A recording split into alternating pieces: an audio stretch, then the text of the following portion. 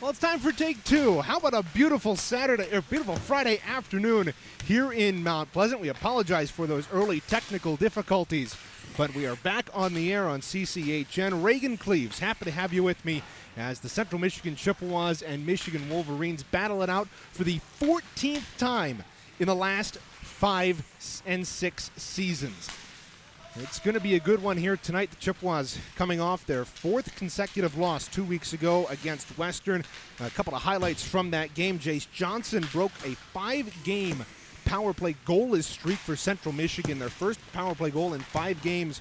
He snapped that streak to tie up the game. About a minute left in that first period against Western Michigan before Connor Morgan scored a second power play goal against the Stallions at the start of the second period. That gave him the team lead with now 6 power play goals on the campaign, and that number good enough for him to sit 6th in the country in terms of power play tallies.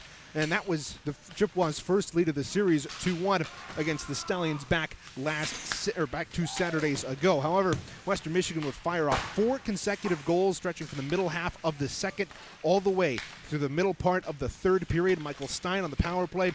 Hugo Fonovich got 2 of them, the second and fourth goals of that stretch, and then Justin Satawa in the middle. That fourth goal from Fonovich, that made it a 5-2 game at that point.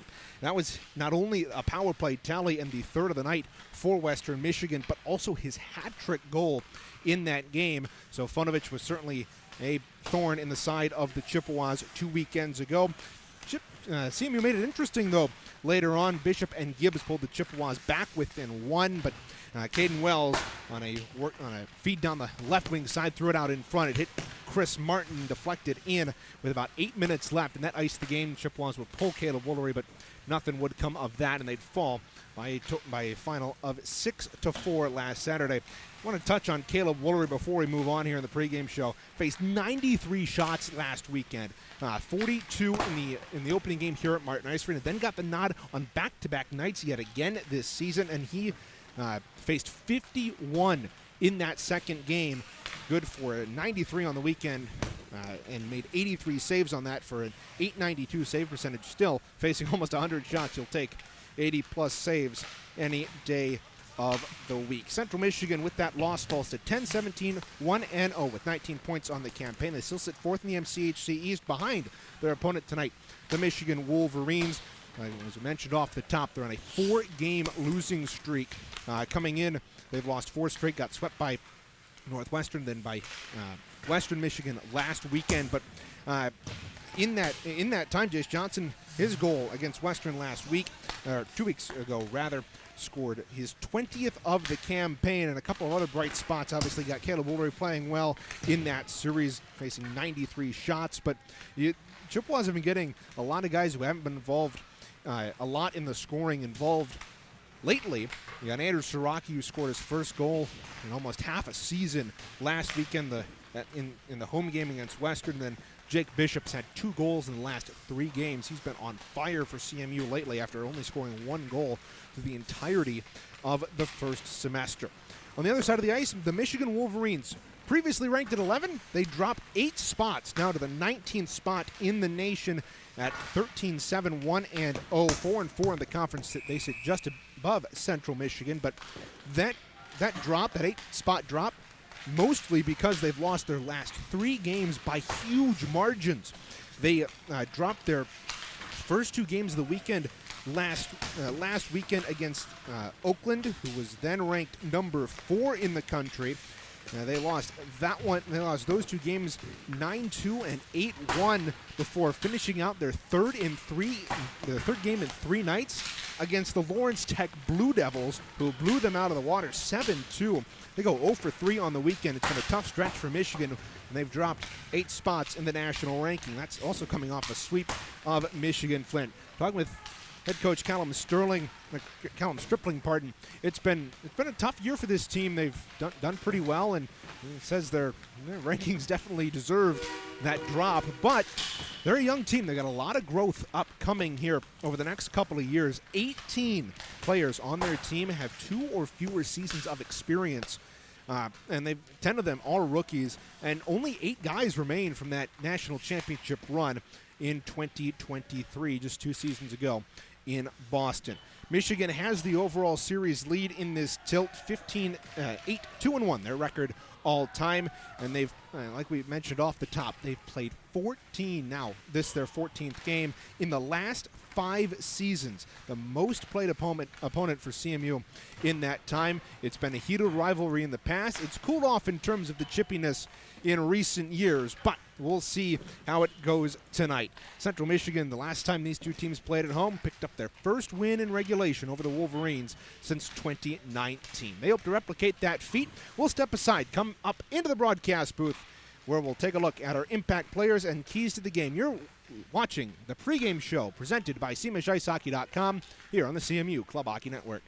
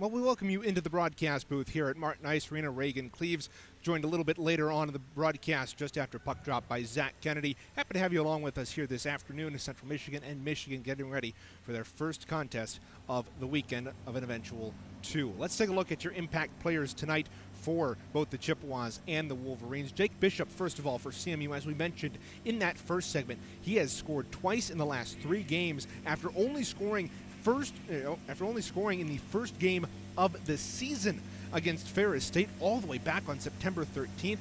Now he's scored twice in the last 3 games. He's been driving the offense for CMU lately, and he's been the spark to a couple of Chippewas comebacks. He scored their 3rd goal of the game against Western Michigan last weekend on that Saturday. But he's been very good lately for CMU, and now from a guy who's been very good lately to a guy who's been very good all season. Jace Johnson scored his 20th goal of the campaign 2 weekends ago, against Western Michigan. He leads the team in both goals and points, and that power play goal for him was very big last weekend. Snapped, as we mentioned, a 5-game goalless streak on the power play for CMU. So again, a guy that's been pretty good lately and a guy who's been pretty good all season, Jake Bishop and Jace Johnson. On the other side, Connor Chee. He has been the Chippewa killer for this Michigan squad the last couple of years. He has played 5 games against Central Michigan. He has points in the last 4. 4 goals, 4 4 assists for 8 points all-time against Central Michigan, and that leads not only the Wolverines, but he's also the leader on the season. 10 goals, 21 assists for 31 points. She has been so good for Michigan. We talked with Callum Stripling before this contest, Michigan's head coach. He's very high praises for Connor Chi, a very good player, and he loves to distribute the puck, as seen by those 21 assists.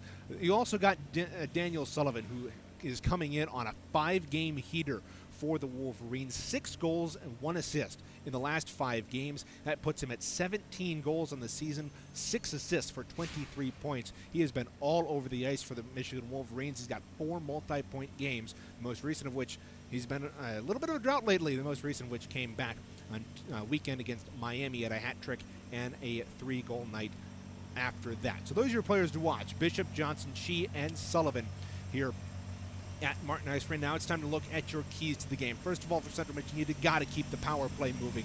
You've got 2 goals in the last game. You snap that streak. You got to be able to carry over that here into tonight. You want to be able to utilize that bumper you've got in the middle in Connor Morgan, so hopefully CMU can do that as well. Second of all, play as a team. This is something you've struggled with. As of late, it's been a lot of individual effort, and it makes sense. You've got a lot of high scorers, so you want to get the puck to him. And Jace Johnson, Isaac Gibbs, who I'm referring to there, and along with Owen Campbell, but you got to be able to play as a team, and in order to be successful in this league, and Central Michigan hasn't done that as of late. Finally, this is a rivalry game, more so, I would argue, than the Western Michigan game 2 weeks ago. You got a team that you've played by far the most in the last 5 seasons, and last time you played here at Martin against the Wolverines, you came out with a massive win that eventually knocked the Wolverines out not only of Vezina Cup contention, but also the national tournament. You have that ability here tonight to force them further out of the playoff picture, and you can even tie them in the MCHC East standings with a win here tonight. We'll see if they can do that. But first, we got to take a look at our MCHC standings. We'll do that on the other side of this break. We'll also bring in a special guest, and you'll see who that is later here on the pregame show presented by SeamishIceHockey.com.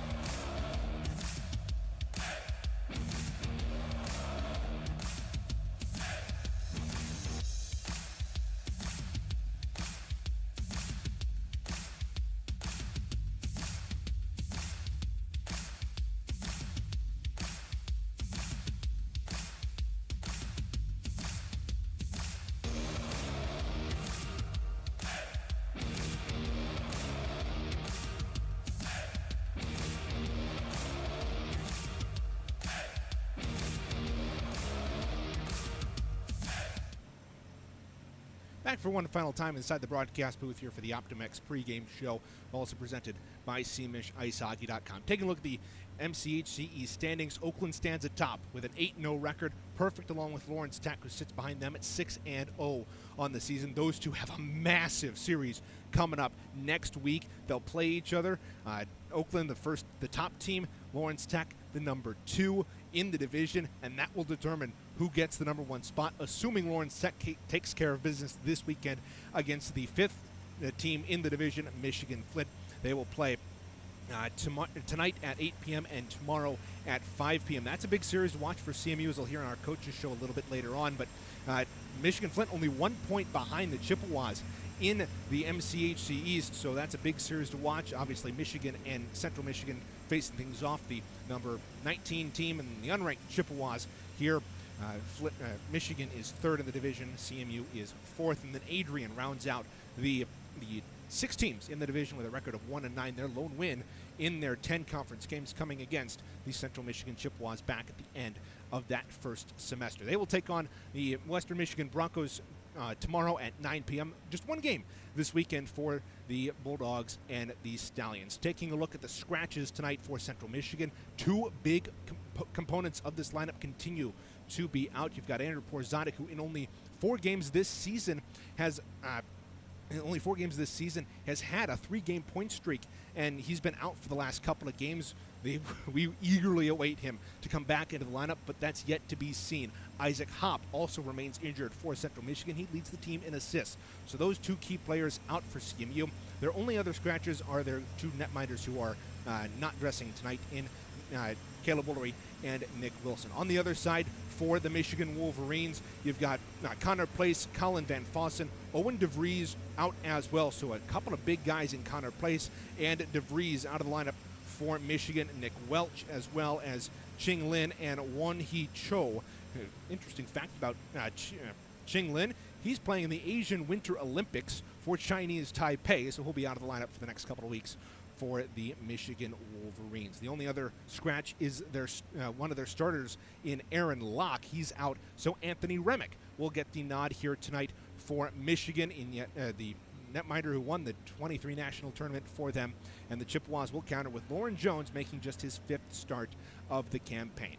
And with that, I'd like to bring in my special guest here for this segment. I've got Joe Grogan sitting with me. Joe, how you doing? I'm doing great, Reagan. Thank you for having me on. It's the first time in my 4 years that I've actually gotten to be on the broadcast. I know we talked a lot about having me come on, but it's great to be here today, Reagan. Yeah, it's great to have you on, and you really didn't tell me what this was about, so Go on ahead. Yeah, absolutely. So, ladies and gentlemen, if you don't know, today marks a special milestone for my partner here, Reagan Cleaves. He will be calling his 150th career ACHA game. He's called CMU D3, D2 Women's MCHC playoffs, along with the national championships in St. Louis the last 2 years. So we wanted to commemorate you, wanted to say thank you on part of the CCHN. I got a text and call last night from former CCHN broadcaster and CMU alumni, Devin Sarah, just to remind me to make the graphic and make a post for this special occasion.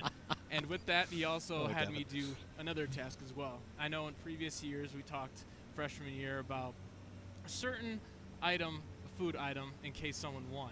So Devin and Sarah had me go out. Oh my goodness! Devin and Sarah had me go out on an errand this morning. Oh my no! And he's got a special messaging note if you would like to open that up. This can't be it. Are you kidding? Steak dinner. Steak dinner, yes. So for those of you that don't know, the backstory to this is that my freshman year, Devin's sophomore year, we did a light the lamp competition where we picked players and got points, and he won that year. And we said we didn't need to do steak dinner, and we joked about it for a year, and then we kind of let it go because it was getting annoying to both of us. And so Devin has repaid me with a steak dinner here today. Absolutely, and he texted me before coming on the broadcast to keep it refrigerated. So we'll try to find out. Martin Ice Arena is a little chilly, so we probably throw it out there. Yeah, we might throw it between the benches next to the ice cold pucks. Well, Devin, if you're watching, thank you so much. I really appreciate it. Hope you're enjoying what you're doing down in South Florida with FanDuel Sports Detroit. But enough about me. It's time to take a look at the game here this afternoon. We'll step aside. Coach's show on the other side. We'll hope to get it in time before the game starts. Actually, we might do this during the first intermission. We'll see. We've left it a little bit long here for the pregame show. But we appreciate you tuning in here as Central Michigan takes on the Michigan Wolverines in game number 29 of the season here in 2024-25. We'll be right back with the play-by-play of period number 1 right after this on CCHN.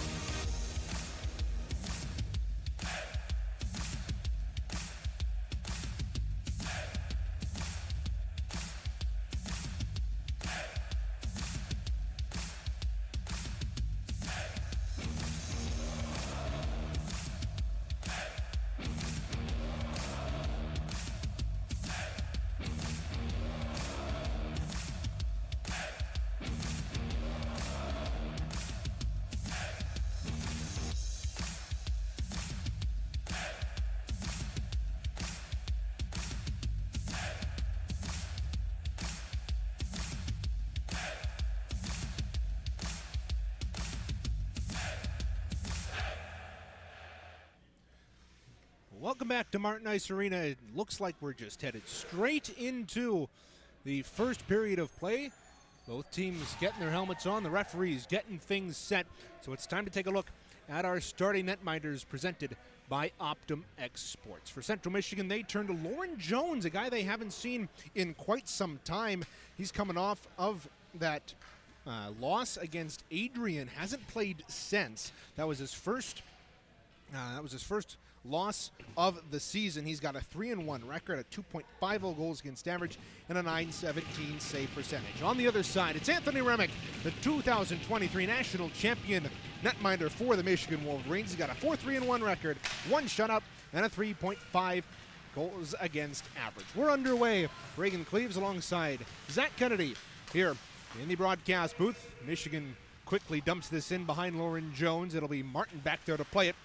There with Luke Benitez right on his tail. He forced a turnover. Here's a backhand shot. Glove save there by Jones. Letting the shot go there was Benitez. And it'll be collected here by the captain, Chris Martin. Out on the wing. Siraki, rink wide feed to Morgan. Steps down into this corner, pressured by Ani. Morgan comes up with it, left circle. Winding his way to the point. He had that poked away from him. Look out, Sam Alpern's down the right wing. He's over the line, pressured by Hutton, slams him into the boards, but Alpern still controls the puck, chipped it to the middle, and it's intercepted here by Camara. The alternate captain out of Waterford will motor on up right wing, tried to dump that in, went off the stick of Poppy. It's delayed offside on CMU. That'll allow Michigan to get the puck back out to the neutral zone before Bishop slapped this right back in. Alpern playing catch there with Malaysia. Malaysia gains the red line, dumps it in, icing negated. 1:10 gone, first period. Michigan and CMU first of the weekend. Shot from the right circle, big save there by Lauren Jones off the stick of Connor Chi, the captain and leading point getter for Michigan this season. Here's a shot from the point, deflected just at the side of the net there by Sullivan. Big opportunity there for Michigan, just goes a couple of inches wide. Now Camara trying to work the puck free behind the net. He'll go into the corner here with Poppy. Poppy got it behind for Alpern. Alpern winding his way back up to the point. One time it was fanned on, and now Jace Johnson has some wheels through center. And across the line right wing, pulls up in the circle, centered it off the boards. Campbell will chip it on ahead. It's picked off, and here comes Chi. The speed up the right wing will drift in across the line, but it's going to be just offside as Sullivan couldn't maintain his positioning outside the zone. 1:58 gone here in the first period. And the first face-off of the game will put the puck outside the Chippewa end. Yeah, that was a super aggressive attempt. Michigan is doing a really good job with keeping the puck in their possession. Central Michigan doing anything that they can to get it out of their zone. And here they've got it out of their own zone. Here's Nick Kuhn across the line. Splits the defense. It'll roll in on Remick.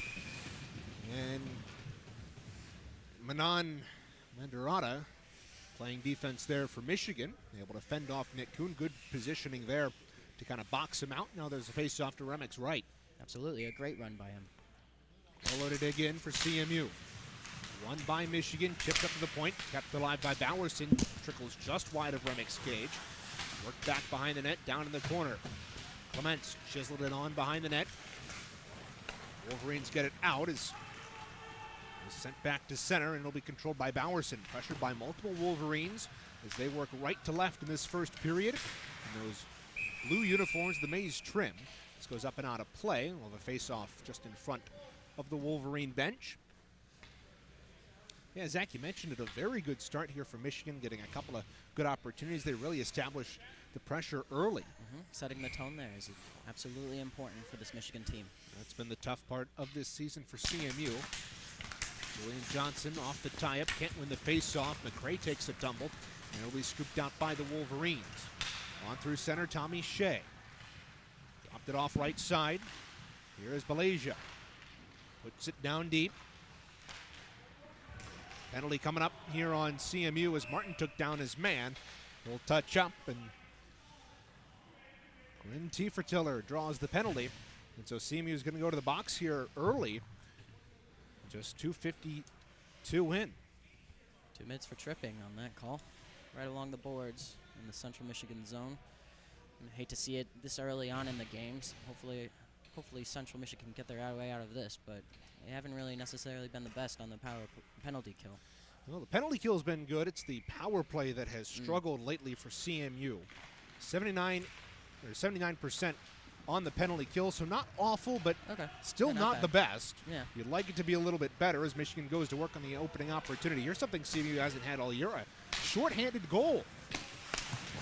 Milwaukee had that disrupted, though, by Remick, who had a good head on his shoulders to come out and knock that puck away. Here come the Wolverines. Shea over the line. Will pull up along the hash marks. Throws it down low. Camara chopped it away. Shea gets it right back. Shea centered it. Taken away. Backhand bid. Put just wide as it was blocked in the slot. And Camara is able to get this out. Yeah, great stick in the slot there. Oh Good boy, hit, too. Morgan sidesteps a check from Chi and is able to get it deep. Chi almost went tumbling into his own bench there. Now, here come the Wolverines. Pass on right wing, Sullivan. Got it ahead, over the line, Malaysia. Will feed it around the boards. He'll drift up to Chi. Chi chops it down behind the net. Camara cleared it up to the point, kept it by Chi. He'll walk the line, saucer it across. Too far there for Ani. We'll get it in the corner, but it's fired around and out here by Camara. 48 to go on the penalty to Chris Martin. Yeah, it's a great job getting the sticks in the lane and preventing any real attack by Michigan here in this penalty kill. There's Ani. In over the line, trying to get something done here for Michigan. Puts it down low for Poppy. Poppy charges to the front of the net. Directed down behind the goal. It's back up to the point. Kept in there by Ani. He'll throw it down the wall. Centering feed goes up to Chi left point. He'll step into the slot. Dance around his man with Kuhn in pursuit. Poppy behind the net. Pressured by Bowerson. Chi's got it in the corner. Centering feet off the side of the net. Rebound. Big save there by Jones. It comes back up. Chi winds and fires. It was blocked, though. Didn't get much on that shot. And the penalty kill is over. Martin hops out of the box. Chippewas are 1 for 1 on the PK. They can't get it out, though. Loose puck. Benitez lifted it off left side. A shot that was drifted just high by Sam Horner. Now here comes Jace Johnson with speed. Across that line, he's got 2 men to beat to the outside. That shot just wide near side. And it'll be directed back into the zone. Isaac Gibbs chopped off his stick. Campbell will chip it on in and go in pursuit. Forward line changes there for Michigan. Loose puck in the left wing circle. Drifts out in front, and Remick comes way out of his goal cage to cover that one. He really dove out of that. Yeah, just over 5 minutes to go here in this first period, and it's reminiscent of what we saw in that goaltending that got Michigan that national championship 2 years ago. It's those initiatives. It's really those plays that really force off, really disrupt the rhythm of the offense that makes him good goaltender for sure. Remick was a massive part of that national championship run. 5-0 in the tournament, a minuscule 1.4 goals against average and a .955 save percentage. Now the Wolverines right in, big save there by Jones, directs that up and out of play with the goal stick.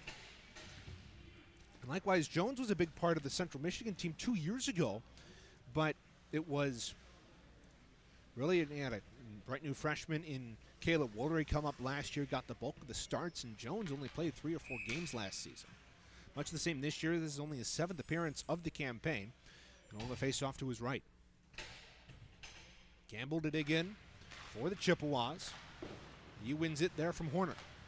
Chippewas look to start the breakout here. Isaac Gibbs will pivot back into his own end. Sends it near side for Hutton. Will start up right wing. And across the line to the outside. Hooked there by Cahan. No penalty coming up. And it'll be cleared out to center. Great play there by Camara to keep that alive. Campbell down into the corner. Gibbs swatted it in front. Loose in the left circle. Picked up there by Sullivan. And will play it back out to center. 13:48 to go first period. Chippewas and Wolverines scoreless here at Martin Ice Arena. Reagan Cleaves, Zach Kennedy, happy to have you along here on this beautiful beautiful Friday evening.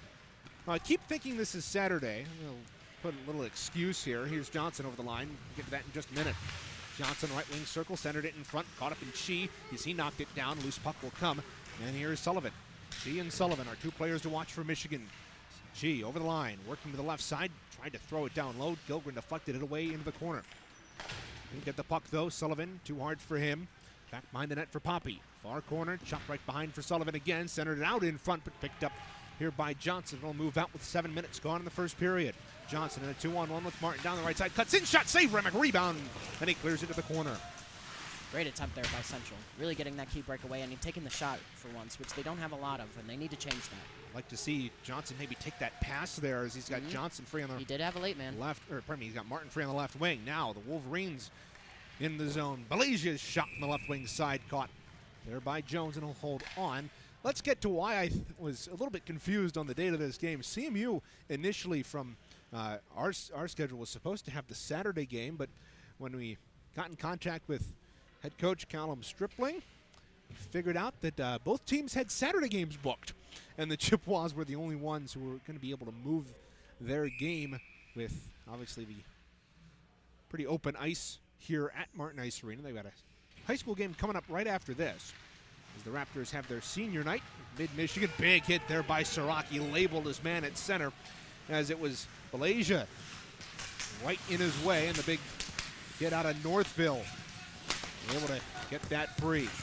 Now, battle down in the left wing corner, picked up here by Michigan. Centering feed, knocked off there by Siraki, and a rink-wide feed there by Clements will fall into the hands of the Wolverines. Malaysia, swift pass up through center. T for Tiller, moved that on ahead and into the hands of the Chippewas. Grimes, long stretch pass. Morgan tips this on in. 8 minutes gone. In this first period, still scoreless here in Mount Pleasant. Great start for both teams, considering the fact.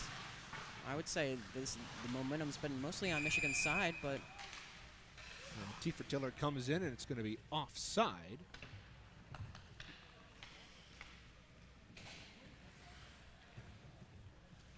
Pardon me, a hand pass, rather, against Michigan.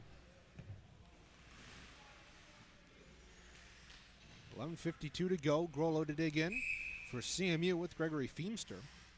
Feemster, a transfer from Adrian a couple of years ago. Playing only his second season, but took a couple years off from the ACHA. Now, Michigan, the offensive zone. Puck almost got caught up in the referee. A shot from the right point, blocked by Grollo. He kicks it to the corner. Picked up there by Feemster. Feemster centered on goal off the side of the net. Worked back up the wall and out by CMU. Now look out, Nick Kuhn, who's only got one goal this year, was on a breakaway against Calvin, working to the outside. He's hooked, and no penalty coming. Referee's really letting them play.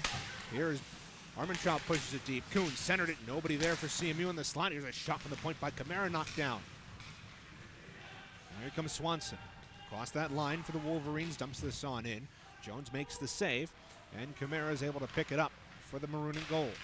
They're working left to right here halfway through this first period. White home uniforms with a gold trim. Now Kamara back behind his own net, pressured by Maize and Blue. And they're able to get it out to center. 10:48 to go, first period. Reagan Cleaves with Zach Kennedy here on the third to last home game for the Chippewas here this season. Puck kept into the line, one-time blast shot, deflected in front. Oh boy, beautiful stick work there by Sam Horner in the slot to knock that down. The shot came from Cahan at the point. Now Michigan causes a turnover. Hutton's back defensively, pass knocked away. There as Hutton goes into the boards with Benitez. Loose puck, centered it. Wolverines have it, shot sent wide. Campbell dishes it to Armentrout. He'll tap it on ahead. Gibbs and Campbell, two seniors for the Chippewas. Here's Campbell working in, shot, he scores!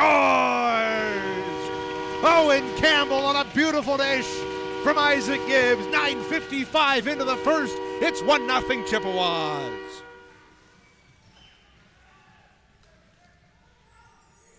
what an absolutely phenomenal scoring attempt and score by Central Michigan. It was really a breakaway by the two seniors, getting it into the zone, feeding it off to the outside, feeding it back in, getting it past the Michigan defense, and then doing a backhander right into the top corner, right past their keeper.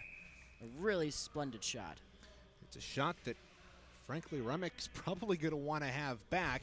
It beats him far side on a shot where he's probably a little bit too close to that post. But nonetheless, the Chippewas have the 1-0 lead, and that's big. When they've scored the first goal this season, they're 8-1-1. Now keep in mind their record is 10-17-1-0. They've really struggled when they've allowed that first goal. Only 2 wins on the campaign when that's happened. But still, it's better to be ahead than behind. Oh, always better to be ahead than behind. And for Michigan, likewise, as Gibbs kicks this deep. Michigan trails after one period. Look out, Gibbs on the back door, score! 2 quick goals for CMU. It's 2-0.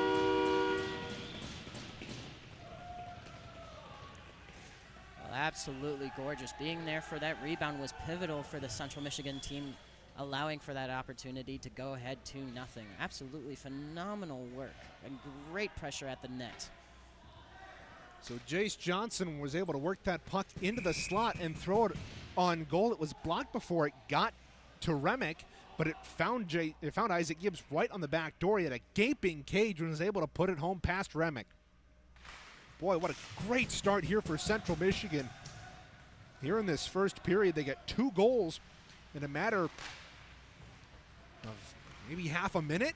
Yeah. 40 seconds at that. Now Alpern over the line. He gets tripped up. No penalty coming, rightfully so, as he looked to fall on the puck there. Up at the right point. Wolverines keep it alive. Loose puck picked up by Miller. Miller working up the left wing. Will fire it in around behind the goal. 8:54 to go first period. Wing circle, Gilgren at the point. Shot was blocked. Trickle to the far side where Alpern's there to pick it up for Michigan. They'll work it behind the net. Out on the left wing, Zani. Ahead to Cahan. Cahan through center. Gets hauled down by Miller. And no penalty. Boy, the referees, they've been consistent. They've been consistently calling nothing. Now a deflection right on the back door. Tiefertiller was right there. But he just put it wide. I'm surprised by that, Reagan. I'm going to be completely honest. Yeah, me as well. Looked like Miller could have hauled down a redwood with that hook. But nonetheless, Chippewas will take it. He still skate 5-on-5, only 1 penalty in this game. Came back to Martin. The Chippewas killed off that penalty kill early. Wolverines trying to get something going here, and the Chippewa and Morgan to the boards. Picked up by the Wolverines, up point to Ani. Down in the corner. Here's a shot from a sharp angle by there by Weave, and it's sent off the side of the goal. Now the Chippewas out on the right wing just too far. Nice hops there by the referee Ian Beaver to hop over that one, and Alpern will turn in the corner.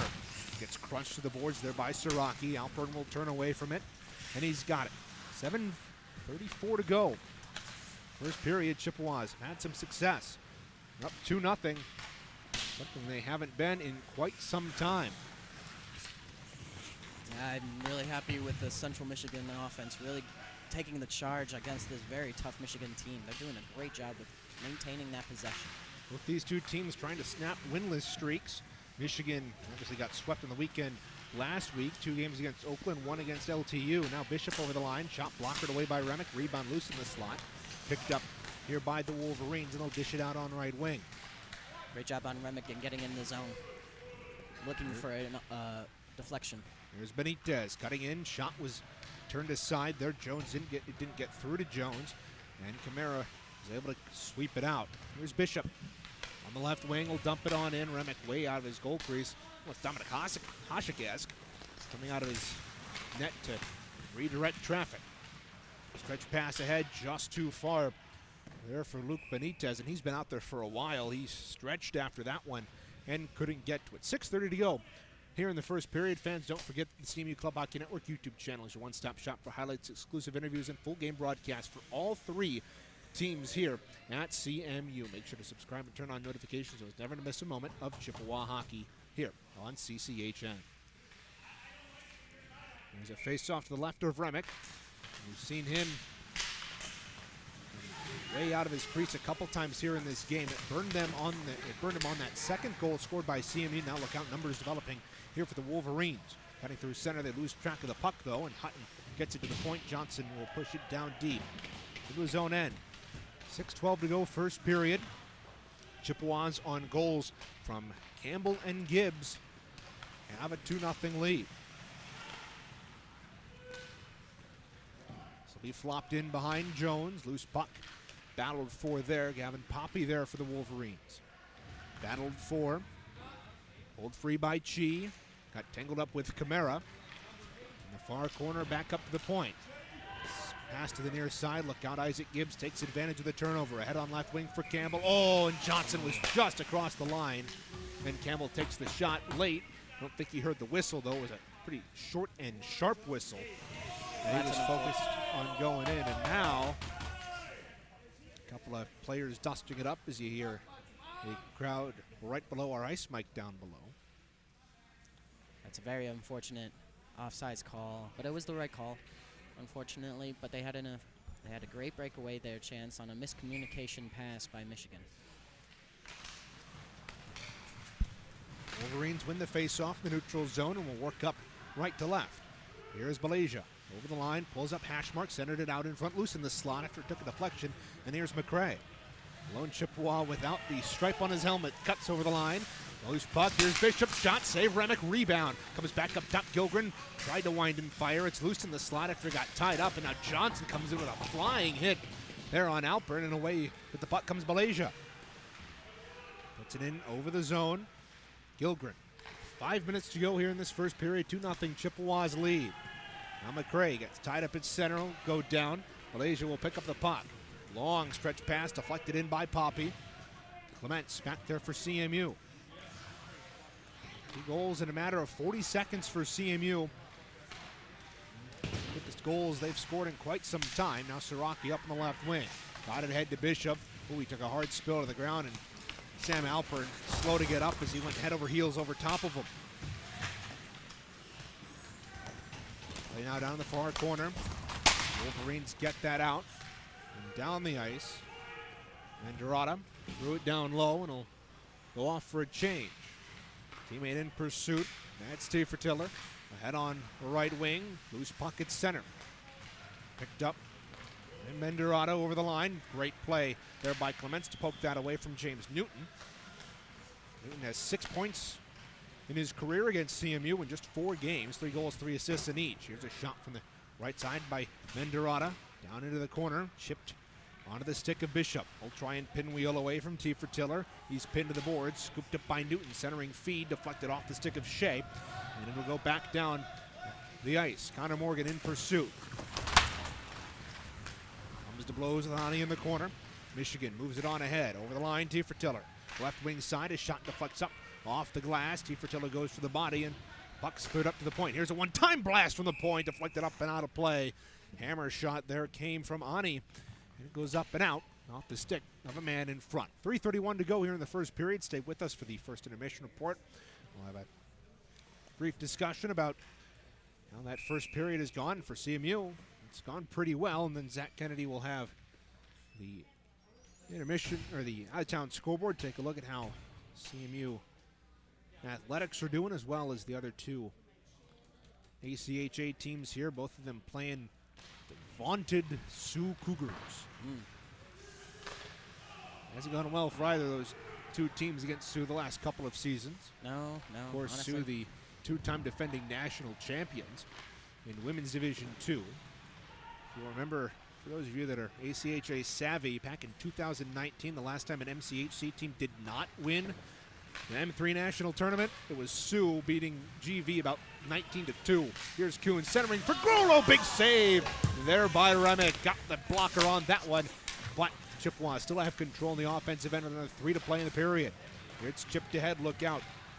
Here's Wee over the line, tried to center it out in front, bounces around in the slot. Eventually chipped to Armentrout, who will pitchfork it out to center.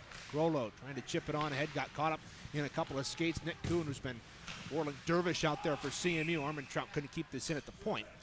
And so we'll have an offside call, but Nick Kuhn has been very good for CMU in the last couple of weeks, Zach, and it's really been honestly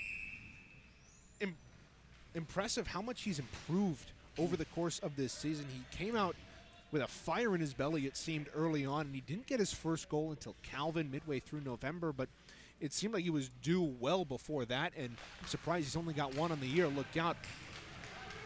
Here comes Benitez. Right wing side, a shot. Blocker save there by Jones, and he holds on, and now Gibbs roughing it up with Devesh Casey in the corner. Yeah, it was a great save there. Really, just a really quick pass. looking for a rebound. Michigan was looking for a rebound, but unfortunately it was frozen up before they had a chance to. And yeah, absolutely, he has improved very much so. Slow start, but that's how hockey works sometimes. Yeah, indeed. Takes a little time to adjust as a freshman. Shot from the top of the circle. He's got plenty of time. There by Jones. Nick Kuhn, the freshman out of Forest Hills Northern Eastern High School. Spent his playing days at Patterson Ice Center with the Bird Dogs. Now look out, an intercept. Here's Gibbs working right in. Shot off the mask of Remick, and it goes into the corner. Picked up by the Wolverines. Cleared out to the point. Chopped down to the point there by Campbell. Oh, whip it in deep. Alpern clears it up and off the side netting. There's 2:03 to go here in the first period. But now, I want to go back to that opportunity there for Benitez. CMU lines up 4 forwards, one of them at the far face-off dot, and they don't have a left defense. So that's what allows Benitez to storm down the right wing and get that opportunity. And Jones, credit to him, doesn't cover and smother the initial shot, but he's able to control the rebound, which is something that from your normal everyday starters, Gleisner and Woolery, you really haven't seen throughout much of this season. Now look out, Johnson forces a giveaway, walks in and he scores! Jace Johnson fires it home. The Chippewas have 3 goals in the first period. It's 3-0. Absolutely phenomenal. This is impressive playing by Central Michigan to start this game off. I mean, 3 in the first, that's fantastic. I don't have the stats in front of me, but I can't remember the last time that happened. It's been a while. I can't remember it either, for that matter. And of all the things I have in my stat packet, I do not have how many goals we've scored in each game in that first period. But if you look overall at the goals scored, we'll get to that quickly. Newton down the right wing in for Michigan, trying to get something on the board here for the Maize and Blue here in the waning minutes of this first period. Minute 35 to go. So you look, Chippewas have been outscored 34-19 all year in the first period coming into tonight, and they get 3 on really innocuous shots by the Chippewas. Absolutely. It's quite, I wouldn't say they're lucky. They were actually very well performed and very great shots. The only one they got kind of lucky on was that Gibbs second tally at the side of the net, but nonetheless, Jace Johnson with a bullet. A nice 2-on-1 with Campbell. Here's a shot saved by Jones. Shea takes the spill. Turfertiller out in front. Loose puck deflects to the near half boards with 53 to go in the period. Siraki tied up along the half boards. Gilgren in to help. Great play by Shea to tie it up with multiple Chippewas coming in around him. Newton tried to pull it free. Gilgren off the glass. Can't get it to the point. Now he does. It's cut off there by Ani. His shot wide. Comes to the far side. Siraki tried to chisel it on out. Johnson fanned on the clearing attempt, and that's going to be offside. As just going to be kept in at the line. You see kind of the frustration building here for this Michigan team. They're coming off of a 3-game weekend set where they struggled against the top teams in the nation, fell from 11th down to 19th. And this is kind of what we saw last year with a young team in Michigan. They kind of lost their stamina as they went down toward the wire, and they ended up losing to Michigan in their final game of the season. Now look out.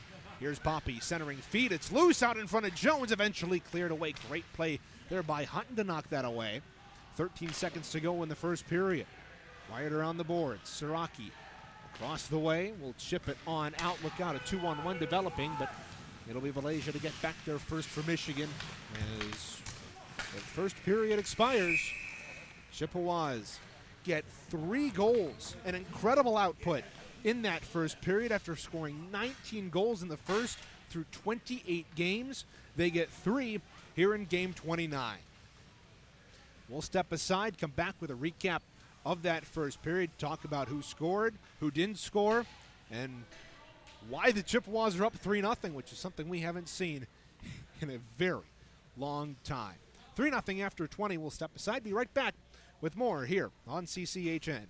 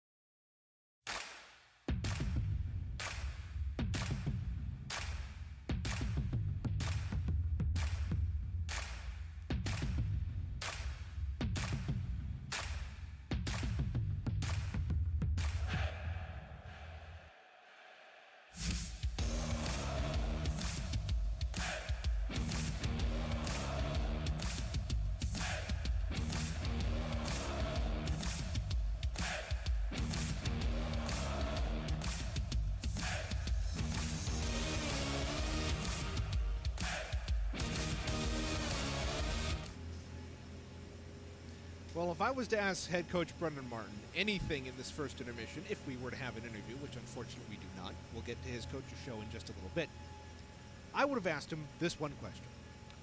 What is this team, or who is this team, and what have they done with the team we've seen all year? 3 goals in the first period for CMU, 2 of them with a matter of 40 seconds of each other, and they're up 3-0 on the number 19 team in the nation. This is almost reminiscent of that Missouri State game back for the middle of that first semester where they got out to a really good start. Jace Johnson got his hat trick.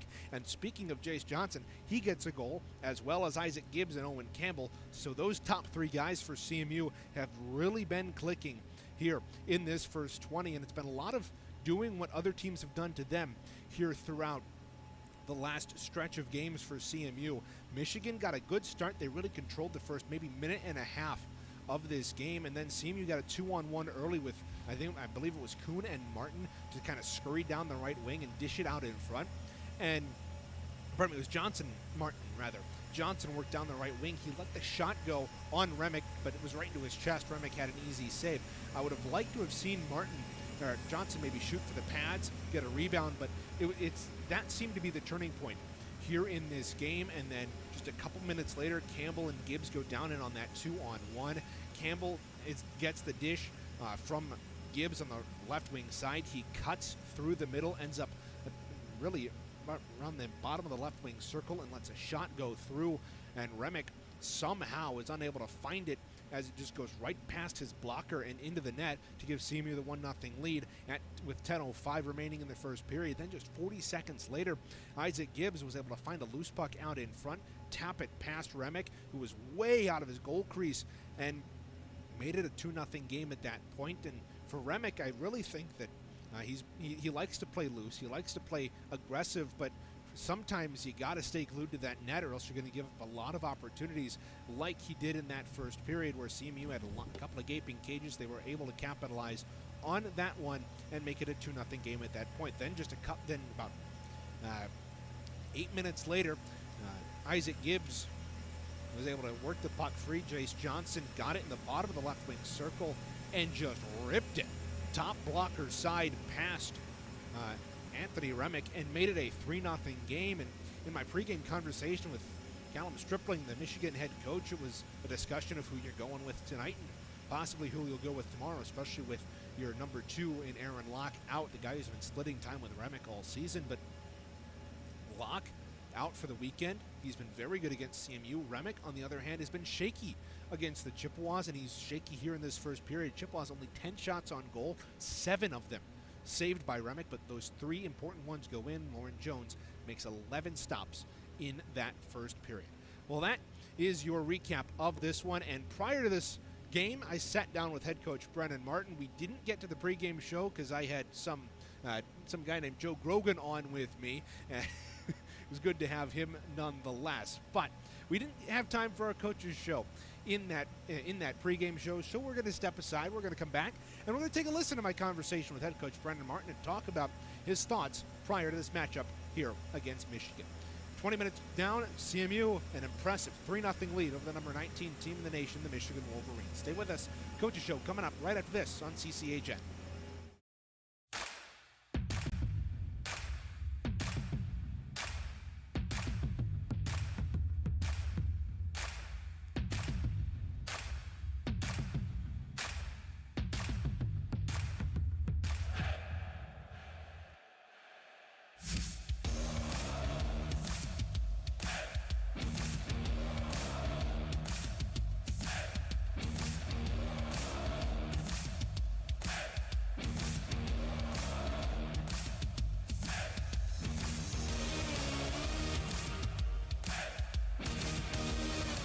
Welcome back to the CMU Club Hockey Network pregame show. Reagan Cleaves sitting down here with head coach Brendan Martin. First of all, Brendan, how was the week off? Yeah, it was good. It was a lot of good things to work on. We kind of took some time to work on our passing, shooting, more like those fundamental skill work things that we just need to do better throughout the game. And then this week really honed in on our systems, what we want to do against Michigan for tonight and tomorrow.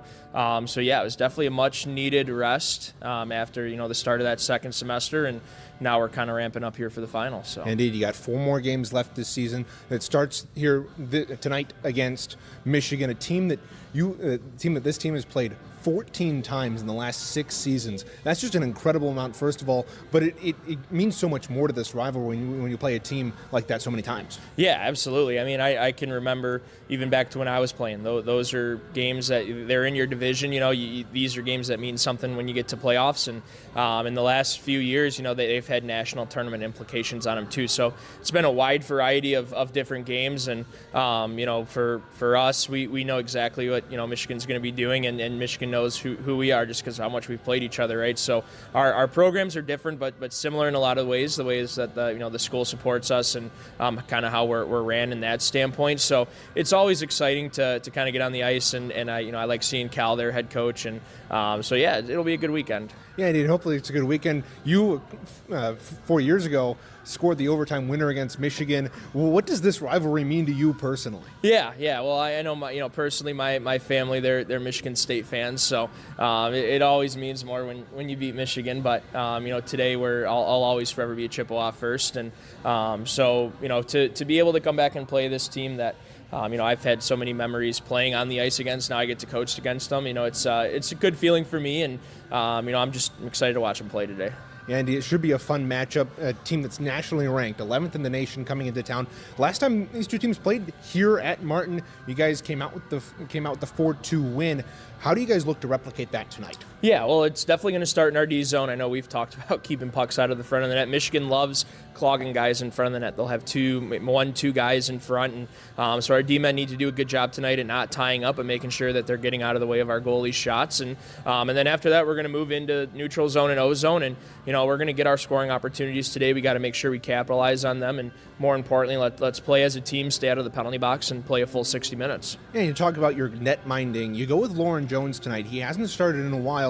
Why go with him tonight, and what are you looking from him? Yeah, so I mean, Lauren's a veteran on this team. He's played in these big games before. He's looked really good in practice the past couple weeks too. So I'm looking for him to come in, be himself, keep this team in the game, make the saves that he needs to make, and he'll make that first save. We'll make sure we take care of the rebounds, and after that, let's go and win a hockey game.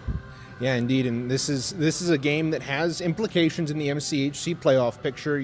Right now you sit 4th, 2 points behind Michigan. If you get the win tonight, you tie them. But you've also got Michigan Flint right behind you. I know you don't want to scoreboard watch a ton, but they've got a big game against Lawrence Tech. How do you expect this playoff picture to shape up as we go down the stretch here? Yeah, well, there's still a ton of hockey left, obviously. I think U of M Flint might have 2 more MCHC games after this weekend, so there's a lot to happen, and at the end of the day, we just have to worry about ourselves. It's not about them, it's about us as a team, and making sure that we come in and take care of business today is going to be key one, and it starts at the beginning of the game. I know you and I have talked about we've had some slow starts. That's something that I've harped on them, for the last 2 weeks, is we got to make sure we start on time. It's not easy to come back down 1-2-0 5-6 minutes into the game, right? It takes a lot of wind out of you. So, we need to do a better job at starting earlier and starting on time, and then I think the results will follow. Yeah, and finally, Marty, you get the power play working last week. 2 goals on 5 opportunities in that road game against Western. What was the difference in that game? What kind of made that work? Yeah, well, these guys, they've been working at this all year. I know you and I have talked about it. These guys were one of the top power play units in the country to start the year off. And so it happens, right? You get the good puck movement, and sometimes those scoring opportunities just don't come. One thing that I like to see was we were getting the puck into our bumper guy, Connor Morgan, more, right? He's someone that's been scoring goals from that middle spot in the power play all season long, and it was something that we haven't been utilizing as much when we were on that skid. So I think Connor Morgan got one of the goals, right, on that power play, and that was from the middle. So that's been something that I've been, trying to remind them is, hey, we do have that guy in the middle. When you have killers coming at you, there's always going to be someone open. We have one more guy on the ice than they do, right? So, it's good. Both units scored last weekend. It's something that, they can get in a groove here, and hopefully we can play our best hockey here at the end of the semester. All right, thank you, Coach. Good luck. Yeah, and I will say, Reagan, congrats on your 150th game, brother. Huge achievement. Thank you, man. That was my conversation with head coach Brennan Martin prior to our game. I hope that provides a little bit of insight, especially when we talk about the fast start and the power play clicking. They haven't had an opportunity on the power play tonight, but we'll see if they can get one here in the second period, though. Given how the referees have been calling it, they probably won't call much more here throughout this game. But before we get to that, we got a quick look at the out-of-town scoreboard here with Zach Kennedy. Yes, people, your Chippewas hockey's men 2 play tonight at 7 p.m. at the Sioux. Watch on Sioux College Athletics YouTube. The CMU Men's Division II is going into this with 5 straight losses, 1 for 6 in the semester. Their only win going against Division III men, Michigan Flint. Women's 2 Chippewa hockey, right now ranked number 4, is versing number 1 Sioux at 7 p.m. on Saturday. It's a 12:30 puck drop, and coming off of a split with Ohio State last weekend with a 4-1 win and a 1-4 loss. Softball begins today at Troy, Alabama versus North Texas. Yeah, that North Texas game, I don't have that written Yeah, down for you, Zach, but that good. North Texas game, they lost 5-3 in extra innings. And right now, CMU tied with Troy, bottom of the second here. That's still down in Troy, Alabama. We also have wrestling at 7 o'clock with a 16-8 loss to Ohio on Sunday. Track and field hosts the Chippewa International Saturday at noon, and it should be an interesting finish here. Let's see. Well, we're about to start here. The second period, going into that. Yeah, thank you, Zach, for that look at the out-of-town scoreboard. And we are indeed back for period number 2. And for all of you at home wondering what the heck happened, I'm still confused as well.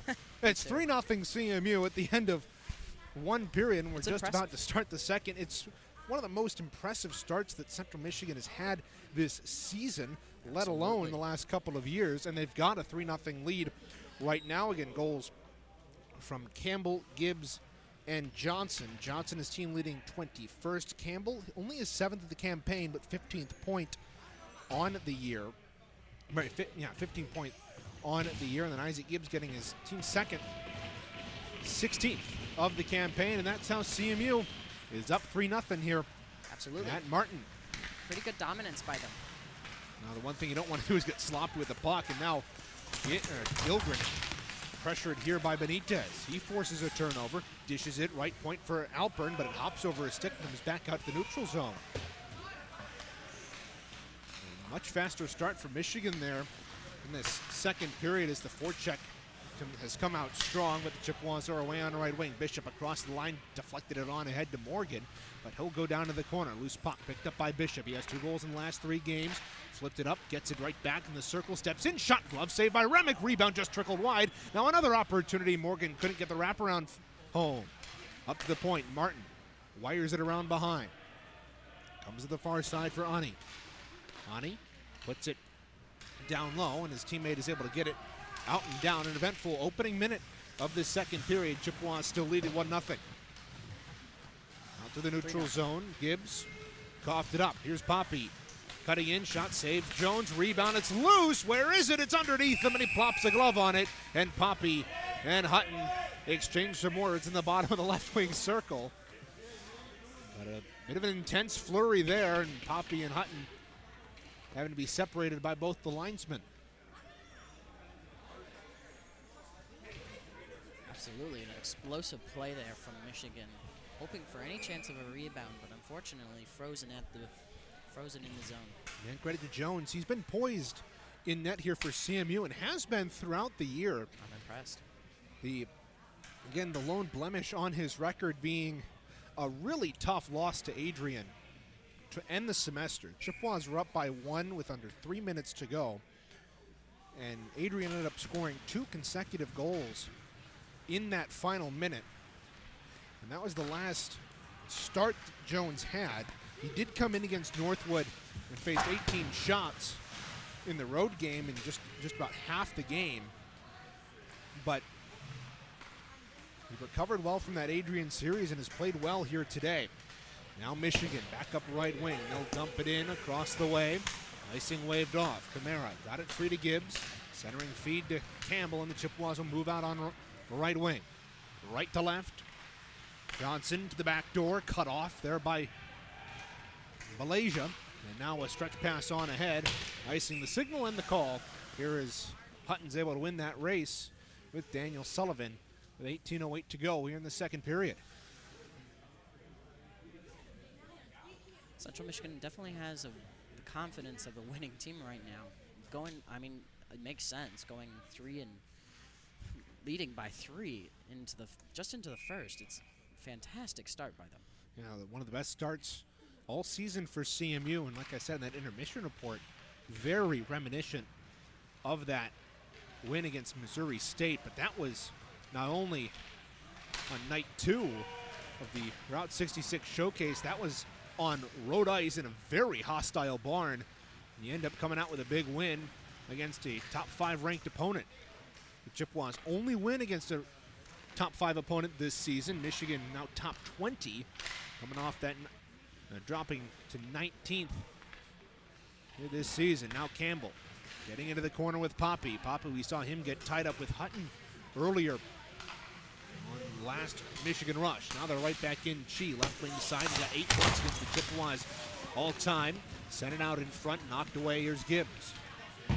Drifting through center. Lofted into the opposite corner. 17-14 to go. Second period, Chippewas up 3-0 off an explosive first period. Remick comes way out of his goal, and credit CMU. They're doing what they didn't do against Western Michigan, taking advantage of the opportunities. Heck, that third goal for Johnson came off of an intercept at the blue line. He just stepped right on in and fired it past the blocker of Remick. So Chippewas, who have struggled all year with not only giving the puck away, but also struggling to take advantage of the opportunities. There's a giveaway at the side of the net. Quickly put out, though. Here is Newton over the right wing for Michigan. Winding his way to the outside of the goal. On the wrap run, centered in front, loose. And it's collected here by Kuhn off the stick of T. Tiller. Up the right wing, long shot in there by Grolo. Rebound, controlled by the Wolverines. Got up to the point, kept in by Bowerson. Will fish it down the wall, and will be sent on ahead by Menderata. Newton, crunch to the boards. Bowerson picks it up. Will throw it around the boards across the way, Clements. Long stretch pass, connect with McCray, but Andrew Miller is going to beat this race to the dot. He's got it to McCray. McCray sent it out in front, blocked by T. Tiller. Rebound controlled by Newton. Whole wheel behind his own net with just about 4 minutes and 10 seconds gone. Here in the second period, Chippewas up 3-0. Bowerson back into his own end. Reverses to Clements. Caught up along the Zamboni door, chipped it up the wall, and McCray will chisel it down the ice. Icing the signal and the call here as the Wolverines. That was William Ane getting back just in time. He was racing after it, so the referees gave him the benefit of the doubt. 15:31 to go, period 2. Well, a wonderful job. I'm not seeing a whole lot that Michigan can really get into the zone. CMU's defense is doing astronomically well. This is an entirely different team than we saw 2 weeks ago against Western Michigan. Heck, if they played like that, they may have won on Saturday rather than lost at Wings West. But now that'll lead to hold against Michigan. Wolverines have it. They're buzzing on the offensive end. Slap pass to the near side. It's chiseled down the wall behind the net. Scooped up there by Feemster. Centered it in front. Picked off. And it'll be cleared out here by McCray. Ane from his own end gets hauled down. And that isn't a penalty. Really? My goodness. I mean, they've been consistent. There you have. I'll give the officials that. Yeah, but consistent in a bad way. I mean, honestly, I'd like the old-fashioned hockey guy in me is fine with this. Just as long as you don't continue to call, just as long as you don't start calling ticky-tacky stuff later on. Absolutely, yeah. They got to keep consistent with it. I agree. I absolutely agree. And as long, there wasn't anything to say that that was an opportunity for Central Michigan or an opportunity for Michigan, but it's good to see him actually letting him play and letting the flow of the game dictate how this game pans out. I like it. Open ice and lots of it. It's been a very open game here. Despite the 3-0 scoreline, both teams have been able to get their chances. There's Benitez over the line. Puck poked away from him as he was crunched to the boards. Knocked ahead through center, blasted in by Beleza. Gilgren behind his own net. And start to motor on out with it. 14-15 to go. In this second period, Chippewas up by 3. Siraki on the drop pass from Bishop sent this one on in. Remick directed it to the far corner. Morgan scooped up the loose puck to the point. Had that knocked away from him. It'll be controlled on ahead by Benitez. Over the line. Gilgren overskated it. The loose puck. He takes Benitez to the corner. Here's Horner behind the net. Winding his way back up top. A shot through traffic. They score! Benitez from the point. And it is 3-1 Michigan on the board.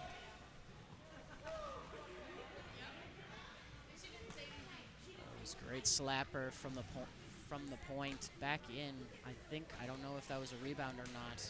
Didn't have the best camera angle to really dictate if that was, but still a phenomenal job by Michigan really getting that opportunity. And a defensive kind of collapse by Central Michigan as well. Yeah, Benitez wasn't. Let the shot go from the point. Horner was right there on the doorstep. Sounded like he might have gotten a stick on it, but it could have been him just hitting the ice with his blade. And now Michigan has the momentum. James Newton trying to get around Hutton. Coughed up the puck. Scooped up here by Shea. Michigan has all the time and energy now as they've got their first goal of the campaign, or first goal of the night. It's 3-1. Yeah, Central Michigan still has the lead, but they have to worry about that tone shifting the other way. Absolutely, Reagan. 13:22 to go, first period. Icing waved off as Hutton's going to be able to play it. And it'll be taken behind the net by Hutton. Stretch pass to Johnson. Chippewas might have numbers in the 3-on-2 if they hurry. Johnson across that line, but Gibbs just ahead of the play. The linesman was right on it. And I think he made the right call. Well, Central Michigan really needs to tip the favor of this period into their hands. It sucks to get a score or get scored on like that, so they have to somehow find the momentum to get that offensive presence back again. And Michigan's really had the bulk of the opportunities here in this second period. And we're only 7 minutes in. And it results in that first goal. This is sent down the ice. Icing waved off. There's 7 minutes gone in the second period. Armentrout taps it on ahead. Grollo weaving to the outside, hammered to the boards. Picked up by Poppy in front of the Chippewa bench. Ahead to Chi. Hutton, great play by him to knock the puck away from Chi. And now Armentrout overskated it.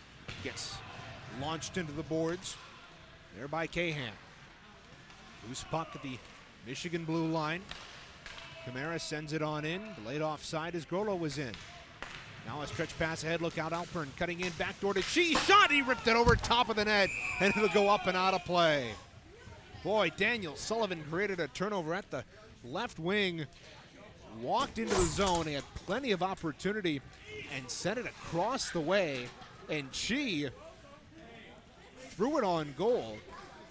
He had plenty of opportunity and lots of time, but he just put it just a little high. Chippewas will take it. Absolutely.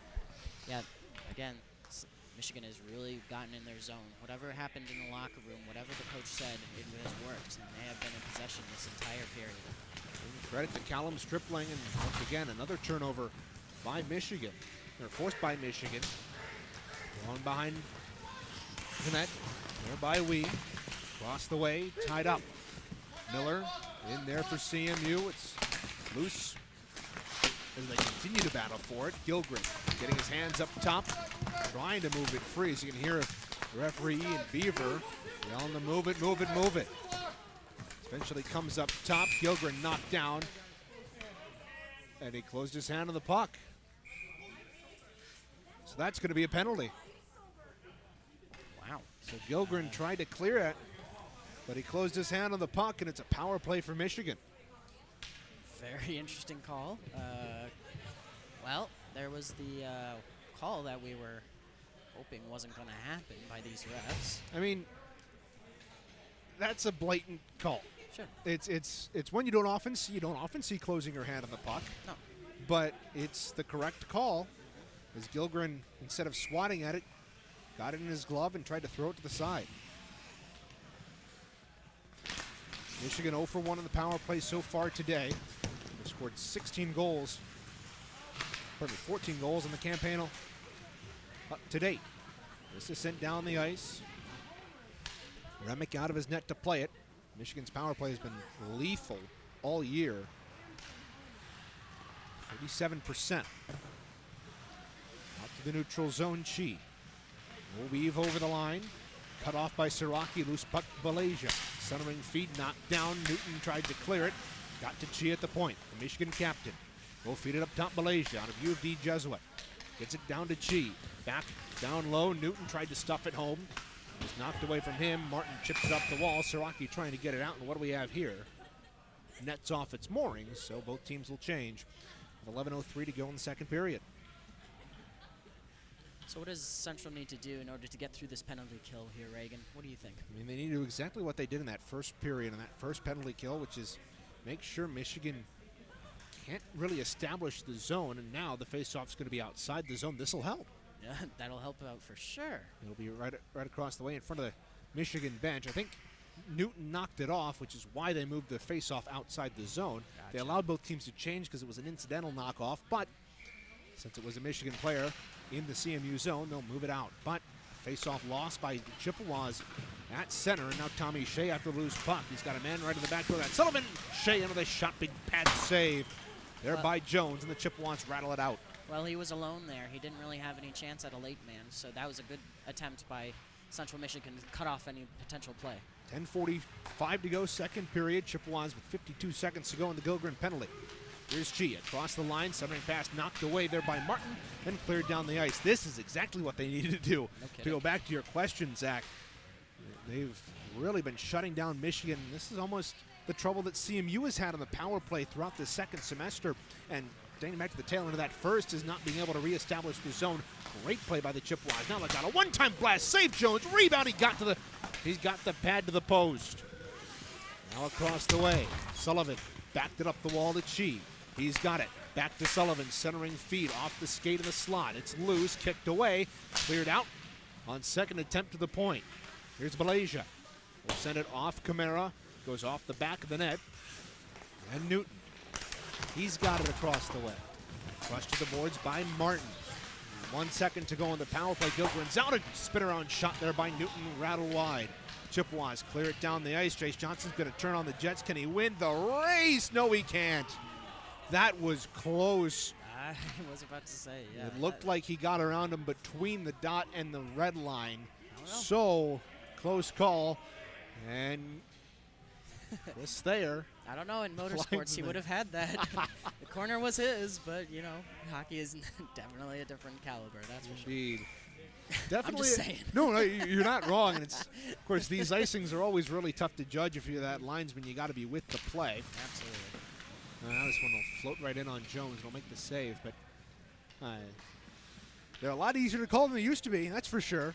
With the no touch, with the touch icing the National Hockey League used to have, where you had to actually go and touch the puck after the icing, and that would lead to twisted ankles, kind of like the rumble tumble you had to start the XFL games rather than the coin toss. I forget what they called that. Might have been the scrum and the scramble.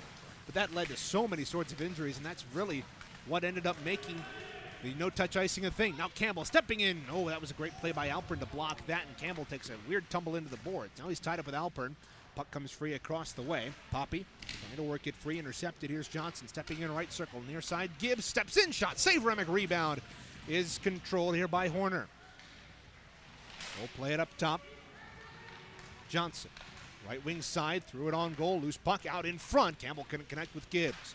Goes back to the end boards. Campbell in his feet. Across the way, KC. Out of Detroit Catholic Central. Puts it down deep. In his own end controlled by Ani. Gibbs on the turnover. Back up for Camara. Off the boards. Gibbs centering feed, right circle. Johnson steps in, and Remick comes way out of his cage to make the stop. and he gobbles it up with 8:36 to go here in the second period. Wow, great passing attempts there by Central Michigan. I don't know about you, Reagan, but it looked like Central Michigan was on the power play there with how slow that puck was moving, but very concise passing that really gave Central Michigan an edge there. I think they're confident coming off of that PK. And Michigan really letting CMU control the play in that last possession. Like Zach said, almost like a power play. Now, Johnson goes for the hit. He's leveled instead, courtesy of Kyle Cahan. Now it's chipped out through center. McCray leveled by Feemster. Now those two are tangled up. They'll both get themselves free and go after the puck. Miller tying up his man across the way. Batted puck into the zone there by Johnson. Going deep for it. There is Feemster. Behind the net, controlled by Michigan. Long stretch pass, deflected by Camara. That'll negate the icing. Swanson in pursuit. Camara shoveled it across the way. Feemster in the far circle. Rink wide feed McCray. McCray playing in game number 13 of his career. Riverview Cabrini grad got it on ahead. Slapped into the corner. And another Riverview Cabrini grad. That's Julian Johnson for CMU. One of 3 Riverview Cabrini grads. Alumni here on the team for CMU as an icing is called here against Michigan. But both Johnson brothers, Julian and Jace, and then McCray, who played a couple years with Jace Johnson. Again, Johnson is the leading high school scorer across the entire state of Michigan. Wow. Back in his senior season. 75 points, 44 goals, and 31 assists at 102 in his career. Now look out, Chippewas give it away. Grimes back defensively for CMU, chipped ahead for Bishop. Put on ahead, across the way. Bishop in pursuit. Siraki takes his man hard to the boards, and he goes down to one knee. Jones backhand this to the near side. Clements chipped it on ahead. Siraki tapped it to Bishop. Rink wide feed. He thought T. Fertilla was going with them, but only one thing wrong with that. Had the wrong jersey color. Yeah, man in blue. Indeed, for half this team. Now a penalty coming up here on CMU. Siraki's going to go for cross-checking. So the third power play of the game coming up for Michigan. CMU still without a man advantage. Well, it's worked so far, but you can't keep this up the entire game or else you're going to wear out your entire line. Don't want to do that. I mean, I'll give them credit. This is better than the GCU game. They had 6 penalties in the second period. Wow. And that really helped the Antelope blow that game wide open. Now stepping in, Chi, rink wide feeds Shea. Steps in, shot gobbled up by Jones, and he was able to fall on the rebound. 9 seconds gone in the power play. Third power play of the game, Michigan 0 for 2. Their lone power play tally, the lone tally came before their goal. After their goal at 6:13. Benitez on the only one. And now you hear the crowd giving referee Ian Beaver some grief down in the corner, and a loose puck in front of Jones, and then it pops off its moorings with Newton running the doorstep. Great job to see that through the traffic. A wonderful cover-up. Indeed, and able to get that that left pad down.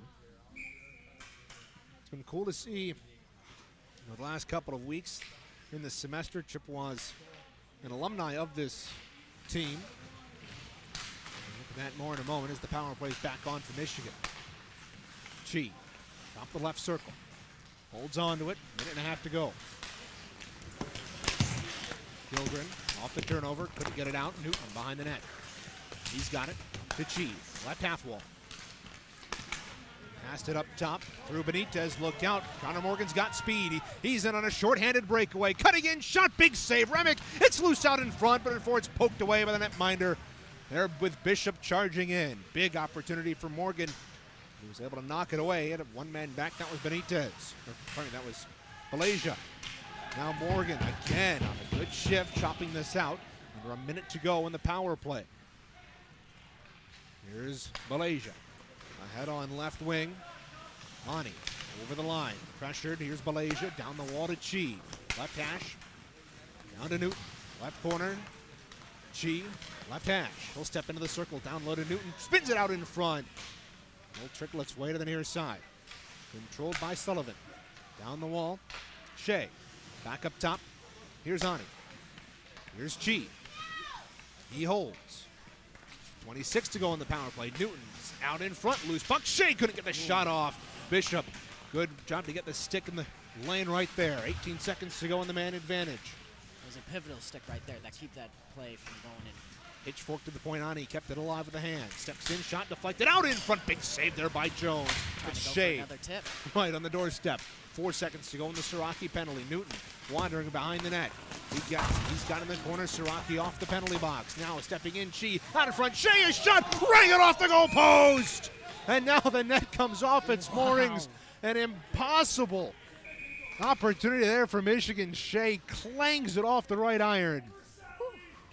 Ooh, wow, what a shot, and just wasn't there, but whew, I don't know, from my perspective it looked in, but I'm here for it. Ian Beaver was right there, had his head on it. It was a prime opportunity for him, for Michigan. He was about as close as I've seen a referee to a net in a while, No especially that shot from that angle.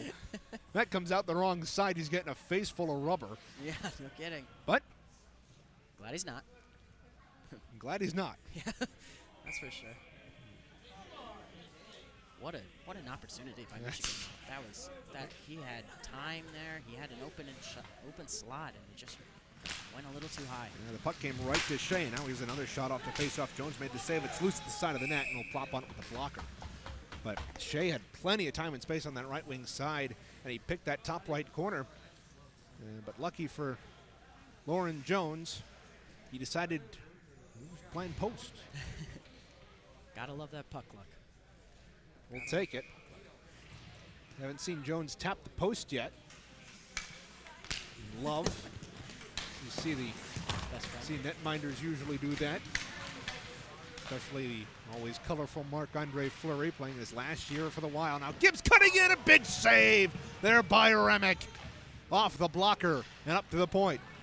Here comes Ani on the turnover. Cutting in, will drift it in on Chippewas zone. Camara will hold behind his own net. Under 4 to play in the second period. Chippewas up 3-1. Michigan pulled themselves back within 2 earlier in this period. Here's a 2-on-1. Gibbs right wing side dishes it over. Johnson to the backhand. Big save by Remick, and it's underneath him. Now we got a crowd gathering in front as Campbell took an odd spill into the boards. Yeah, that was very interesting. Didn't see what happened. And we'll see if we get any penalties. Great opportunity, and he did go for the late man there. Unfortunately, couldn't bury it. A great save by Michigan's netman. So we got a penalty coming up on Michigan, but we might be getting one on CMU as well. Looks like it. What did Campbell do? I'll admit I am puzzled why Campbell is headed to the box. He looked like it looked like he crashed the net late. He might have gotten tangled up with a man in front. I saw the scrum in front before Campbell came in, and now he's going to set. But it's going to be 4-on-4. Even Campbell's confused. Yeah, I think everybody's confused, minus the men in stripes. 16:09, the time of the penalties. We'll go 4-on-4, so CMU still without their first power play of the game. Tavesh KC in the box for Michigan. Face off to the right of Remick. 3:51 to go, second period. Face off controlled by the Wolverines. Lots of open ice here, and they got a 3-on-2. Here's Malaysia, across the line, tried to dish it back. It's bouncing in the right circle, poked away. Here's Hutton. We'll take it. 3:35 to go in the period. Hutton out with speed. with Johnson, Gibbs, and Camara on the 4-on-4. Hutton weaving his way, wandering around behind the goal. Will circumnavigate up to the right point, dropped it off Camara. Will pinwheel at the right hash. Will button hook, throw it down to Johnson. Johnson, though, coughed it up, and Shea's got it. Tommy Shea, one of the 8 ring bearers for this Michigan squad from their national championship 2 years ago in 2023. Trying to make it back to the national tournament for the first time since then. Became one of the few national champions to not return to the national tournament last season when they were number 20 in the nation. Now Jace Johnson has a 3-on-2. Brushes to the outside, but he's knocked off the puck by Newton. Great play there by another man of the ring. Now Hutton working out with 46 to go in the 4-on-4. Left wing side, button hooks the bottom of the circle. Johnson, pressure to the boards. Rubbed off there. And Menderata. Up the wing, here's Sullivan. Moving across that line with Chi. Throws it down into the near corner. Sullivan backed it out in front. Chi on the back door. Big blocker saved by Jones. Chi was left wide open in the left wing circle and put it off the blocker. 2:09 to go in the period. Michigan buzzing. Here's Menderata, centering feet, it's loose out in front. Camara tried to clear it away, and it's taken by Johnson. He gets hit up high, and he's slow to get up, no penalty coming. Here's Cahan across the line into the shot, snapped it wide, rebound off of Jones's pad, and he'll smother the rebound off the end boards. 1:50 to go here in the second period. Stay with us. We'll have another recap of the second period. A little bit less eventful than that first, but Chippewas still have that 3-1 lead, and then we'll be back with a look at the out-of-town scoreboard. Still plenty to talk about, though. Indeed, plenty to talk about. Is Reagan Cleaves. That's Zach Kennedy. We're happy to have you with us here on this Friday night. Now Siraki has the stick knocked out of his hands. No penalty coming up. Again, the Chippewas still without a power play here tonight. Martin out at center, and I think that's part of the frustration for Brennan Martin. They haven't called a lot. We apologize for the picture. Cutting in and out. Look out at Gleisner. The rare backup netminder not to snag a puck out of the air. Ducked away from that as it was shot right at him. 1:26 to go in the second period. We apologize for the glitches in our picture. That nothing we can do about it. We've tried to troubleshoot it, but we'll figure it out over the intermission. 86 seconds to go here in the second period. Chippewas looking for their second consecutive win on home ice over Michigan. Their win last year on senior night with Sam Zabelson making a stellar performance in his last appearance as a Chippewa. Now Newton to Shea. Shea off the shoulder of Jones as he knocked that away. Now a centering feed, Gilgren wraps it around the boards. Up top, kept alive. Thrown down the wall, too hard for Newton. He gets tied up with Bishop along the boards. Under a minute to play, second period. It's loose across the way. Swept up to the point. Alpern kept it in. Will backhand that down wide of the cage. Gilgren to play it for CMU. Inside, Siraki. Chisel it up to Bishop. He'll play it off the boards. Almost got it to himself. Morgan didn't pursue. And now Newton over the line. Here's T for Tiller. Centered it. Up to the point. Alpern steps in. Shot glove save. There by Jones. Reached out with the left trapper and held on to it. 31 seconds to go in the period.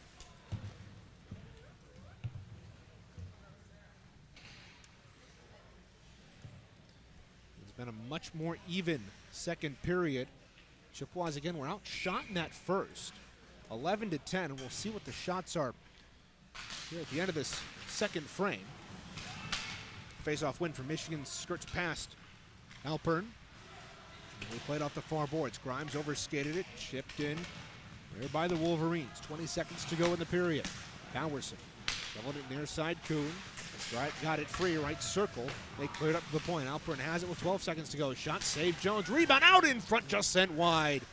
There right on the doorstep was Benitez. Across the way, Armentrout will chip this out with 3 seconds to go. This will drift down the ice. Icing waved off. And time expires here in the second period. Wolverines get one back. Benitez at 6:13 of the middle frame, but the Chippewas still have the 3-1 lead heading in to the final period of regulation here at Martin Ice Arena. We'll step aside to the second intermission report for you when we come back. Chippewas up 3-1 on the CMU Club Hockey Network.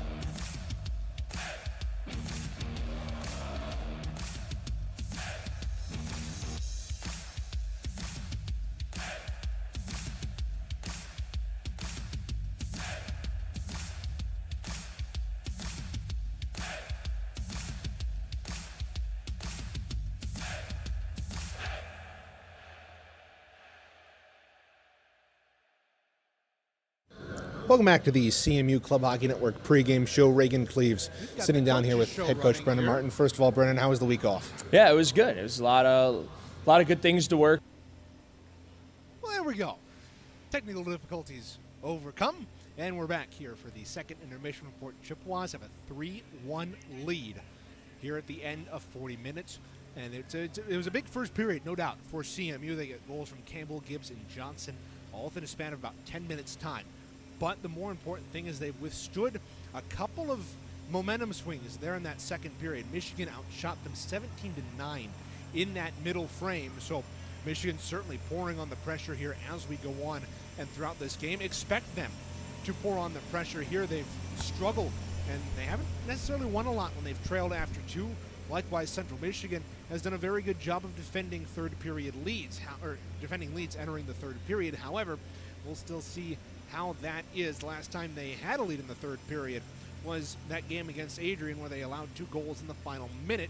But the final period is still yet to come.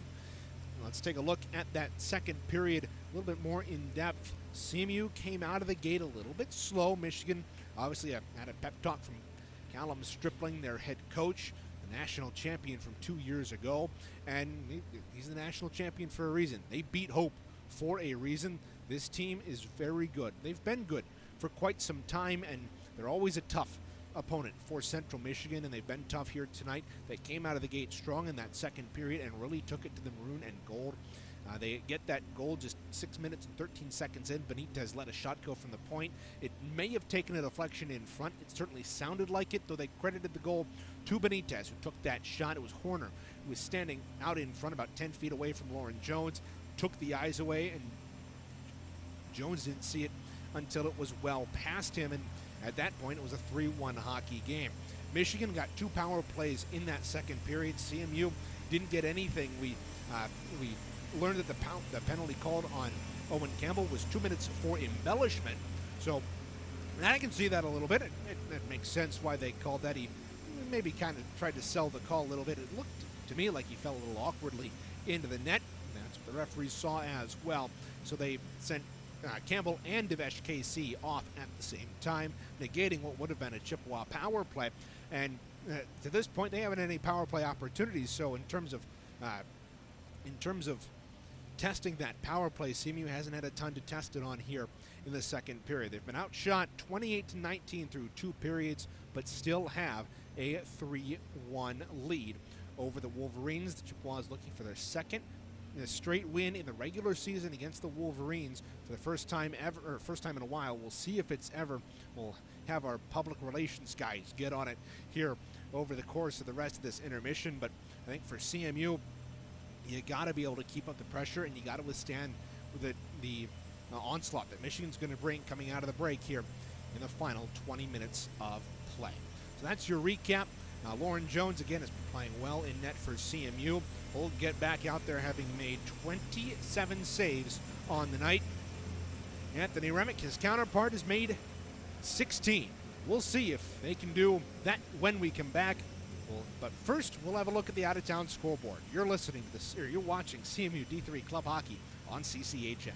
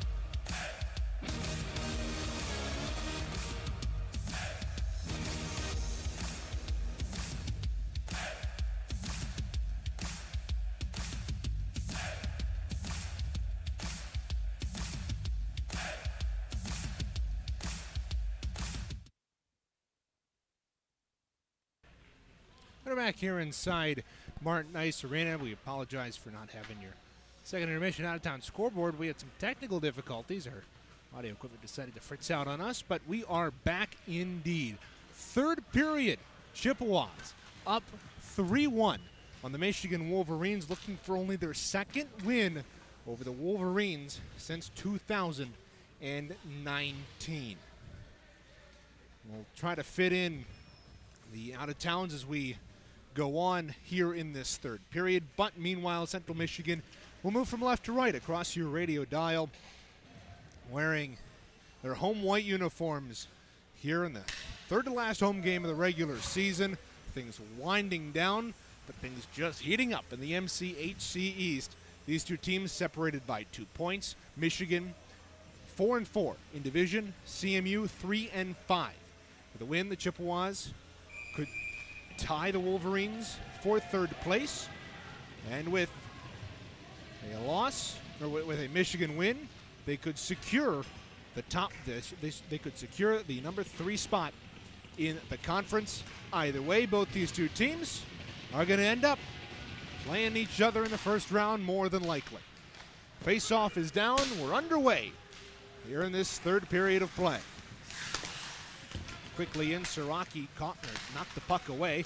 Chippewas, though, get it down low. Martin got tied up with Alpern at center. After he knocked it down, now look out, Chippewas tying up a man in the right wing corner. Wolverines pull it free and lift it out to center. Martin will just wire it on in, and now we have 4-on-4. Siraki's going to go as well as Sam Horner. These two messing around behind the play, and just 28 seconds in, we've got coincidental minors. Offsetting. Should be going back to 4-on-4. Let's see how Central Michigan can adapt to this beginning of the third period 4-on-4. If they get out of this, that could lead them to good momentum, hopefully to get another score. And we saw the last 4-on-4 for CMU kind of reset things for the Chippewas. And it allowed them to get a little bit of momentum to the tail end of that middle frame. Michigan wins the face-off. They've been so good at those here in this game, or rather Central Michigan has struggled. Either way you look at it, it's been very lopsided. Now here's Shea. Over the line, boxed out by Camara. Loose puck in the circle, collected here by Campbell. We'll start the move out with Gibbs over the line, right wing. Poke checked off his stick, and Shea will scoop up the loose change. Across the way, here's Shea. Cutting across the line, will fire it around the boards with 1:30 to go in the coincidentals. Newton down in the corner. Hammer to the boards there by Hutton. Good clean hit. No penalty, diving effort, knocked away. Look out, 2-on-1. Isaac Gibbs on a 4-on-4 with Campbell. Cuts in, big save by Remick. And he gobbles it up. Great opportunity there. He does get the shot off, which was great for Central Michigan, but Michigan doing a really good job with preventing any late pass to a late man. A really good defensive play there by Michigan. Yeah, good defensive play, but if you're Gibbs on a 2-on-1, you have to shoot low if you're going to shoot. Get that rebound. Remick might not be able to control the bounce off his pad. You got to put it low. Instead, you put it right into his chest and you eliminate any chance whatsoever that you're going to get a rebound. Now look out, Connor Chi behind the defense, but he couldn't control the dump in. We'll go behind the net of Jones. Sullivan standing the doorstep. Chi knocked off the puck by Clements. Backed up the wall, too far for Malaysia, and it'll drift down the ice. Icing not applicable, as it was a Michigan pass that drifts all the way down the ice. 2 minutes. Go on here, third period. Chi over the line. Drops it off Sullivan. Shot save. Jones rebound. Loose at the side of the net. Cleared back up for Sullivan. Top of the left circle. Steps in. Shot blocked in front before it could ever get to Jones. And Bowerson goes tumbling into the boards with Malaysia. They jam away at the loose change. Centering feed picked up by Clements. He's tied up with a couple of Wolverines, and Morgan will put on the brakes. He coughed it up though, Sullivan. Over the line, Morgan in there to scoop up the loose change. He leads the team with power play goals this year. Gets it on ahead to Johnson. Johnson cutting to the front of goal, knocked away there by Remick. And Johnson takes a tumble into the boards. This is sent down the ice, icing the signal and the call as Martin's back there for CMU. And he wins the race. 17-18 to go, third period. Chippewas getting some really good opportunities with breakaways, but unfortunately can't finish anything, I'm noticing, in this period. Yeah, Remick's been good, and he's not only been good for Michigan when they won the national championship, but he's been good throughout his career.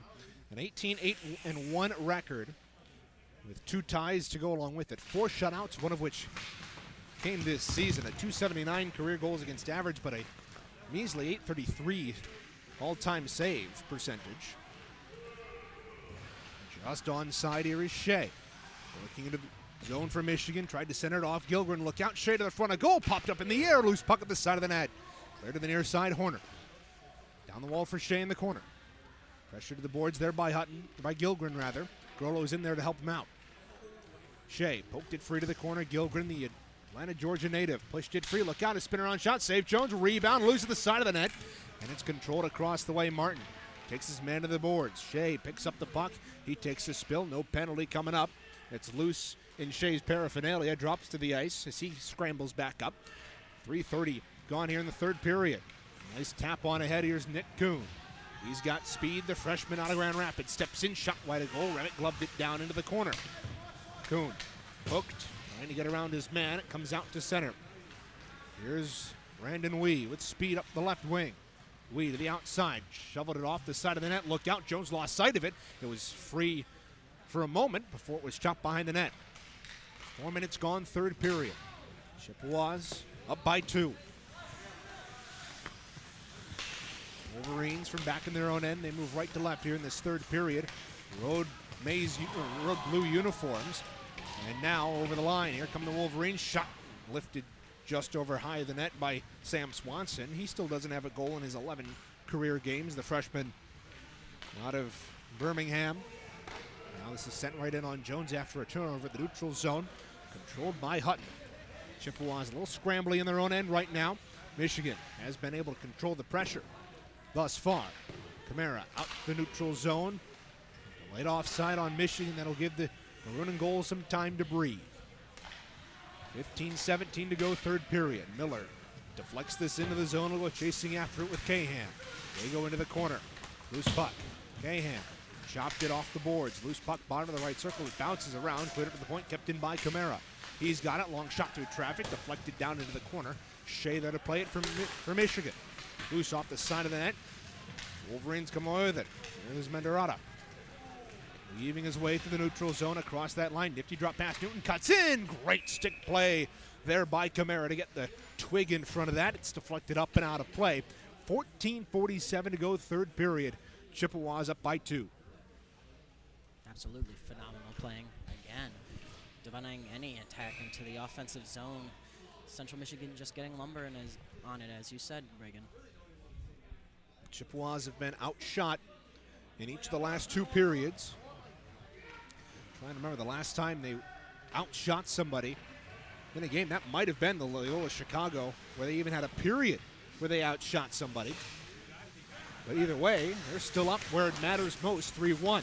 Centering feed, Campbell has it, shot deflected just wide off a Michigan stick. Behind that at Alpern, spins away from Campbell, across the way Newton. Hammer to the boards by Jace Johnson. Loose puck taps off the boards. Gibbs controls it center. Bounced up in the air. Shea gloved it on ahead. Clements gets it out to neutral ice where it's intercepted by Newton. Newton will flip it to the near side. Across the line, here's Ani. Ani steps in, wire that wide. Shea from the point, slapped it down low. Behind the net, here's Tiller. Had his pass intercepted, and Owen Campbell will march up ice. Isaac Gibbs into the offensive end, put to the boards by Ani. Across the way, Johnson steps away from his man. Behind the net, he's got it free. He'll work it up top for Gilgren. The Georgia native steps in, fires a shot, deflected up into the air. Right wing circle. Campbell dishes it up. Gilgren slaps it down the wall. Campbell into the boards there with Ani. Loose behind the net. Poppy pressured there. Loose puck in the slot. Bounces away, and Poppy's right on it. With speed across that line, left wing. Cutting to the slot. He's knocked down. No penalty. Wow. As he was knocked down. Now Johnson with speed. Trying to split 3 defenders. Wide right, cuts in front. Nobody trailing there in a maroon and gold uniform. And it's chipped out to center. 13:09 to go here in this third period. Chippewas trying to come out with a big upset. Here's Michigan working right in off the side of the net. Jones might have gotten a piece of that. Either way, it went wide. Chi backed it up top. Loose puck. Sullivan to Chi. At the slot, shot, big deflection in front there by Poppy, but Jones was right on it with the right pad. 7:10 gone, third period. This is deflected down into the netting, and it'll be off Michigan. Wait a minute, they're going to keep the face-off in the Chippewa zone? That went off of Michigan. That, Zach, do you think that hit a Chippewa? Yeah, I don't think so. From my perspective, it didn't, but who knows? Usually you'll let a shot on goal, granted. I mean, it went into the opposite net, so I don't know how. And it looked like it went directly off of Michigan, but granted, we're up here. The referees oftentimes have a better sight line on deflections in particular. Now loose puck at the center of the net. Jones lost it. It's loose out in front of him. Still loose. They jam away at it. Big save, Jones. Rebound is loose. It comes back up to the point. In the skates of Siraki, he's able to kick it back up top. Chippewas breathe a sigh of relief. Boy, that was big. No kidding. Hugging that right post really saved the puck there in that play. Just a real scramble in front of the net. 12 to go, third period. Chippewas dump this in. Remick off the end boards. Plays it behind the net for Malaysia. Loose puck right circle. Right corner, rather. KC coughed it up. Bishop in, shot, save. Remick, and he had to chop that one away to the corner. Kamara from the point, deflected wide by Siraki. Now it comes back in the Michigan hands. They flip it out to center. Too far for Kamara. 11:41 to go, third period. Kamara working behind his own net. With a man in pursuit, that's KC. He got it as far as center. It'll walk right in on Jones, and it'll put a stop to action with 11:34 to go here in the third period. If you're looking for game reports, stats, schedules, and more, take a trip to cmshicehockey.com. There you can find those and much more, including player information, recruiting information, apparel, and more. That's cmICHHOCKEY.com. Pardon me, cmICHHICEHOCKEY. Got the ice. 11:34 to go, third period. Draw to the left of Jones. Won by Michigan. Shot from a sharp angle off a body. Controlled once again by Brandon Wee. He wheels it around to the near side. Armentrout. Into the boards. There by Swanson. They jam away at it, a 2-on-2. They continue to jam away at it. Maddox, Grimes trying to dig that puck free. Eventually it squirts free. It's loose in the circle. Controlled by the freshman. And he'll hammer it out and down the ice. Icing the signal, the call waved off.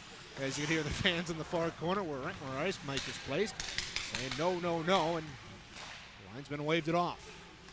Not because the fan said that, I should say, but it was the right call nonetheless. 10:46 to go, third period. Chippewas up by 2. Their first period goals came from Campbell, Gibbs, and Johnson. That's Jace, if you're wondering. And then the lone goal for Michigan came from Luke Benitez. Now Armentrout wheeling in his own end. He's able to chip that out. Icing waved off, and coming back here is Kyle Cahan. Full wheel in his own end with 10:24 to go, third period. Outlet to Newton. He's over the line, steps into the slot. Coughed it up as he tried to split 4 Chippewa defenders. Gilgren slaps it up the boards. Can't get it further than the point, though. It's worked right onto the stick of Shea. Nifty toe drag right circle, lost the puck, tried to slide it out in front. It's loose. They jam away at it. It's still loose, and Jones unable to find it as it was just sent by him. He thought he had it under him. And now a couple of players jamming at the side of the net. Newton took down a man, doesn't get a penalty. Centering feed, Martin picked it off as Newton took down McCray and had him in a headlock, and no penalty called. I'm not surprised entirely with how these refs have been letting everything go. That doesn't completely surprise me, but a play like, or a gesture like that was pretty aggressive. They've let a lot of the ticky-tack stuff go, but that was one of the more blatant miscarriages of justice. As McCray had a headlock put on him by Newton this side. And now face off to the left of Jones. Chippewas can't win it. It's tied up in the circle. Across the way, Alpern pinching down. McRae takes him high, and he doesn't get a penalty. Okay, it's going both ways. Hand pass by CMU. Maybe it's a off the makeup. boards. Actually, Michigan touched that first, so they'll wave the hand pass off. Alpern back at his own end. 9:26 to go, third period. Over halfway gone. We're in the final frame of regulation. Chippewas hoping to hold on for their second straight win over Michigan at home. Centering feed knocked away by Gilgren. Stretch pass to the point, tipped ahead by Miller. He's going to turn on the Jets. He's going to race Alpern for that puck. They'll go into the corner. Alpern poked it away from Miller, and Miller got tangled up with Alpern's stick. Now a centering feed off the blocker of Remick. It's loose, and Campbell will put it down low. Miller, backhand shot, blocker saved by Remick. Poppy and Miller exchanging words behind the net. She backhanded this out to center. Hutton will play with it at his own line. 8:43 to go, third period. Chippewas still have a 2-goal lead. Camara, oh look out, a miss back pass to Gibbs. Wasn't expecting it, and now he's tied up behind the net with Sullivan. Gibbs batting at it behind the goal. Will reverse to Campbell. Chippewas can't get it out. Up the left point, here's a shot through traffic. Whoa, and a nifty glove save there by Jones. Through a crowd in front. Yeah, that was a really dangerous attempt there by Michigan. There, one simple little poke of the stick, and that could have gone into the upper right-hand corner. That was a perfect play for a tip, but unfortunately, the glove came in clutch. Indeed. 8:21 to go. Out of the right of Lauren Jones, looking for his team-leading fourth win of the campaign. It's loose in the half wall. Poked free, look out. Newton steps away with it, steps in with a shot. Big save by Jones, and now he's plowed into by a Wolverine. Goes uncalled. Shea behind the net, trying to work it free for Michigan. Shea on the backhand. Steps free, Newton. Pulls it free. Working up to the left point. Tried to send it across. Morgan, no good stick work to knock it away. 7:53 to go, third period. Look out, that went into the Michigan bench. We'll have a stoppage of play. Fans, stay tuned on CCHN all weekend. We've got three more games on the docket for you. Tomorrow, 4:30 p.m. These two teams, Michigan and CMU, will battle it out yet again. This time at the Arctic Edge of Canton to wrap up the weekend series. It'll just be me on the radio only call, and then Zach Kennedy will be back with Ryan Donnelly tomorrow on the women's call at 7 against Sioux. Now over the line, look out, a pass to the backhand, knocked wide, and now Armentrout getting tied up, and no penalty coming up. He's probably lucky about that. It would have been on him, at least if I was the one calling the game. Now Michigan disrupts a CMU rush, and they chip it back to the line. Now look out, that went off the linesman Chris Thayer. It's loose at the Chippewa line, and it'll be tapped ahead to Armentrout. The Illinois native hauled down from behind, picked up by the Wolverines. Over the wingers, Benitez has the lone goal tonight for the Maize and Blue. To the outside, he gets knocked down. No penalty coming up. Right to this point, I don't think either team should be surprised. No, just keep playing. Poked out by Grollo. Now at this point, if they call a penalty, either team is going to be mad. Yeah, exactly. Whoever gets the penalty is going to be a little frustrated. But nonetheless, they've let him play here. Hutton chipped this on ahead. Icing's going to be waved off. 6:38 to go, third period. Chippewas up 3-1. Poppy out on the left wing. Speedy man out of North Oakland. Will play it on in. How is that not a penalty? Wow. Clements had his stick tied up in the skates of Sullivan behind the net. Literally hauled him down, and no penalty. I'm just as surprised as you are. I mean, the Chippewas will take it. Yeah. They don't want to be down. It's almost like the referees have decided this is a playoff game, which in some semblance it is. It's a late season divisional matchup with heavy playoff implications. Now, Johnson over the line, tried to tap it ahead to his brother. That's Jace down into the corner. He got knocked down. Now Julian has it behind the net. Julian Johnson tipped it up top. Bowerson slaps it around the boards. Gibbs behind the net for CMU. Centered it. Nobody in particular there, and said it's G to pick it up for Michigan. Even his way to the outside. Big Knock away there by Campbell. Step in, works in, shot. That was going wide. Good defensive work there by William Ani. Looked like Campbell had a little bit more on the far side, but he put it short side. It was going wide. 5:30 to play here in the third. It's a great takeaway there at the blue line. Really forcing that over and getting an opportunity by Central. They're doing phenomenal with that the entire game. 3-1. Here with 5.5 to go. CMU trying to hold on against the number 19 team in the nation. Campbell forced a turnover. Up the point, Gilgren. Right wing point, he'll slide it across. Gibbs in the slot, deflected up and out of play. Ooh. Oh boy, a great opportunity. No kidding. Woohoo, Gibbs had this puck on his stick in the slot, and he loves to play it from there. But a good defensive play there by Michigan to knock that away. No kidding. Great opportunity by those two. Just phenomenal passing, and just couldn't get the backhander into the net, but still very impressive. And if he likes to do that, he's consistent. Because that was very great. That was a nice play. And this line for CMU has accounted for all their goals tonight. Campbell, Gibbs, and Johnson. It's a hot line. Indeed it is. Granted, when you put the three top scorers together, you'd think you'd get a good line. Now Campbell, left wing, lets in a shot. Blocked there by a Wolverine. That's Ani. He's hurting getting up. Chippewas have possession. Gilgren, right point across. Martin one-time blast, just wide. Gibbs picks up the loose puck. A shot off the side of the net for Remick made the save. Campbell into the corner boards. Goes up high on his man and Shea. Loose puck taken down, and Shea gets hauled down behind the play. No penalty coming up, and so does Campbell. Goes both ways. Here come the Wolverines over the line. Big kick save there by Jones, flashing the left pad on Ani. Now Jace Johnson up ahead with speed, cuts around Tiefertiller to the outside, dropped it back for Campbell. He's got room. Gibbs, too far for him. Now he's got the wraparound. As Remick gets back into his net, Gibbs dishes it up top. Camara, shot deflected wide by his own man. 4 minutes to go here in the third period. Gibbs back up top. He'll throw it down wide. Blocked by Alpern, and he'll sky it out to center where Sam Camara will play it. The alternate captain for CMU out of Orchard Lake St. Mary's dumps it on in. Well, Central Michigan really feeling it right now. They're really aggressive in that zone and doing a fantastic job. Of course, it helps when nothing's getting called. Here's Horner stepping in, shot high off the glass. That could have been dangerous, as now it's loose in the slot. Chippewas clear this down the ice. Morgan's going to turn on the Jets, but he's not going to be fast enough to beat Greg Hurst to the puck. 3:32 remaining here in regulation, and boy, Michigan's pouring on the pressure, but CMU gets a good couple of opportunities in the offensive end. Absolutely right. A couple out-of-town scoreboards. The Griffins play tonight at Milwaukee at 8 p.m. on the Game Center.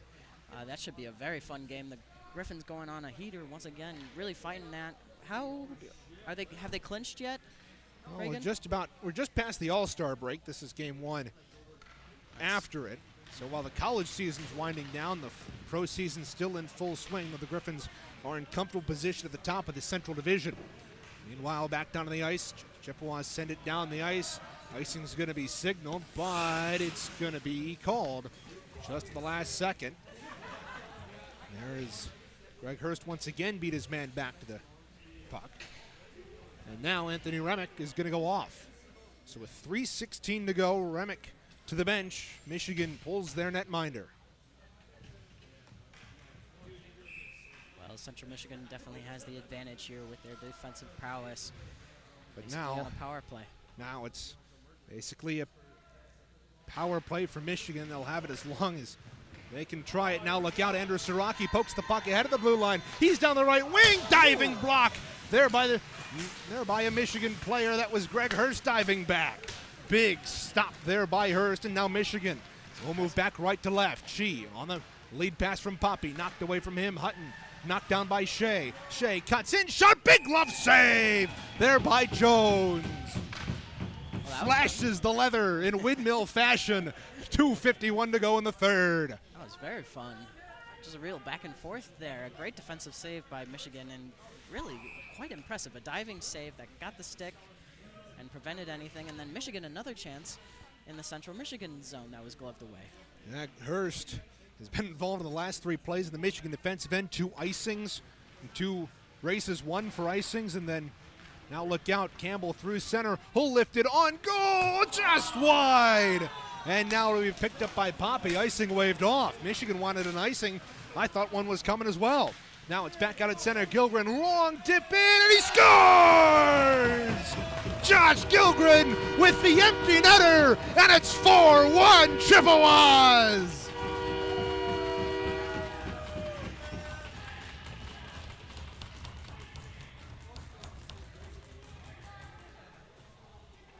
Well, Central Michigan's defense doing a phenomenal job, like they have all game. Really making use of that empty net. It looks very tantalizing for the defenseman. And this, the Chippewas can hold on. Remick back in the net to our right. Still a long time to go in this one. 3-1 becomes 4-1. The Chippewas are looking to go back-to-back on home ice against the Wolverines. That'd be a great feeling for them. And it'd be even better because it means they're tied up in the division yet again. After they've struggled so much against those top teams, this is sent up and out. Both teams will be allowed to change, face off back in the CMU end. But this is a Central Michigan team that has so struggled the last couple of years against those top teams in the division ahead of them. And now, with just one more game left, they'll find themselves tied with Michigan. And now Kuhn knocks this on ahead of Remick, way out of his net, and it'll be controlled across the way as he was able to sweep it there to Menderata. Wow. Chippewas, though, still on the attack. Big play there by Grollo to knock it down. Clements tried to wheel it on ahead. Kuhn was offside, so he has to race back. Under 2 to play here at Martin. Michigan trying to get a spark of offense. Across the line, right wing. Here's Feemster. His shot deflected, save Jones, rebound behind the net. 1:36 to go here in period 3. Feemster once again. The transfer from Adrian. Gave it away. Grollo knocked it out to center. Remick still in net to our right. Pass ahead through center. Grollo tried to disrupt his man. Now to be picked up by Grimes. He'll hold behind his net. 75 seconds to go in regulation. Clements up through center, tapped it on the head. Oh, he took an ugly spill onto his shoulder. He's slow to get up. Now here come the Wolverines. Benitez centered it out in front. A shot, they score! Henry Malaysia with Clements down at center. It's a de facto 5-on-4. And it's 4-2 Michigan. They're back within 2.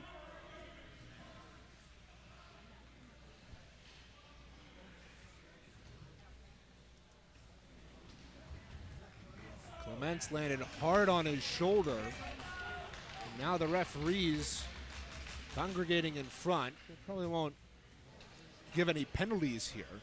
But nonetheless, this game isn't over yet. 18:58, the time of the Michigan goal.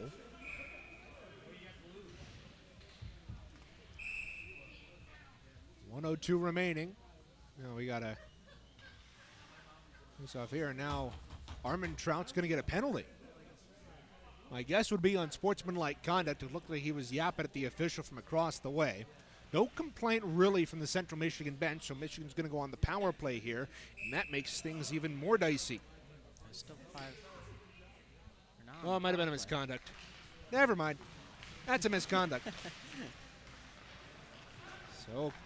So Armin Trout in the box. Michigan, with time still remaining, they pull Remick. Here's Johnson. His shot from the center knocked down. Up on the left wing. Wolverines move it on ahead, Alperin. Right wing side, Newton. Cuts down behind the net, centered it out in front. Hit a Chippewa skate kick to the corner. Gibbs is on it. Hold, rattle it around the boards and out to center. Look out. Here's Jace Johnson with an empty net ahead of him. One man back to beat. His shot lifted high. And it goes up and out of play. I think, judging by the reaction of the referees, William Ani was able to get this up and out of play off a deflection. Robbing Johnson of his second of the game and 22nd of the year. That's a shame. And now, Chase Johnson had his stick tangled up in the netting. So the linesman had to come in and help him, and he'll go off for a change. He was in the netting? Yeah. He had his hands over his head looking to the sky, and I think he got it caught up in the netting along the corner boards. 28 seconds to go. There goes the clock. Now look down, Michigan with numbers. Sullivan tries to cut in the middle. Great play there by Hutton to knock it down. Alpern centered it, knocked away. Down the ice by CMU, icing the signal and the call with 13.7 seconds to go.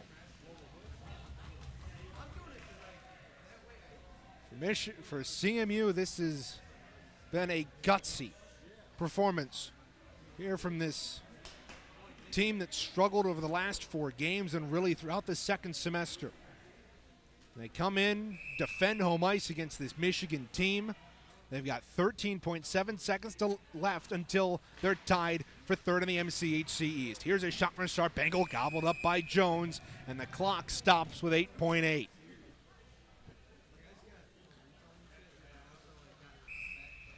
For CMU, this will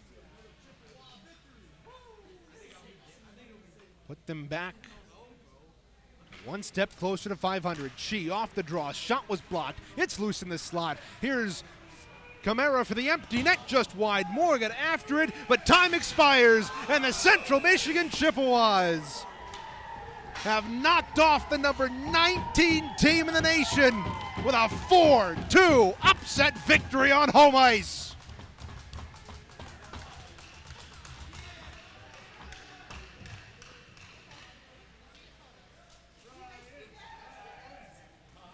Fantastic work by the Chippewas here this afternoon. They get the fast start, and they don't look back. 4-2 the final. They never trailed, and they get the win over Michigan. That's got to feel good for this Chippewa team that has been struggling. Good spot of dominance helps the spirit, and helps the encouragement of the team. Indeed, and we'll talk about it more when we come back. We'll take a look at what the standings in the the MCHC look like. But all that matters is the Chippewas can sleep well tonight. They have beaten Michigan for the second straight time here at Martin Ice Arena. We'll step aside. Postgame show coming up next. Chippewas 4-2 victors over the Victors.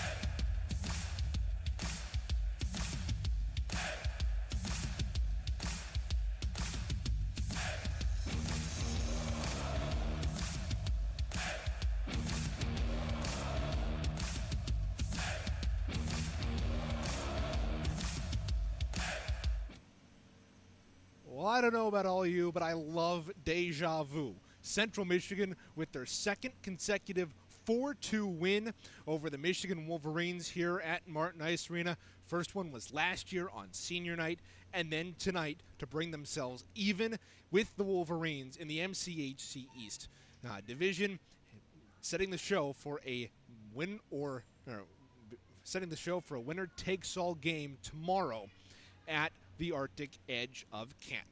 Welcome back inside the broadcast booth. Reagan Cleaves here with you on a beautiful Friday afternoon turned evening as CMU, by virtue of 3 goals in that first period, are 4-2 victors over the University of Michigan. Let's take you through this one goal by goal. Things started poorly for Central Michigan. They let up an early power play. Chris Martin went to the box for a trip at 2:52 in that first period, but they recovered. Their penalty kill was sharp tonight. Killed off all three Michigan Wolverine power plays, and that started with that kill with Martin in the box at 2:52. Right after that, about 5 minutes later, Owen Campbell worked in on a 2-on-1 with Isaac Gibbs. Gibbs went down the left side, found Campbell cutting to the middle, and he slipped a backhand shot very smoothly past Anthony Remick's blocker to make it a 1-0 game for CMU. Then just 40 seconds later,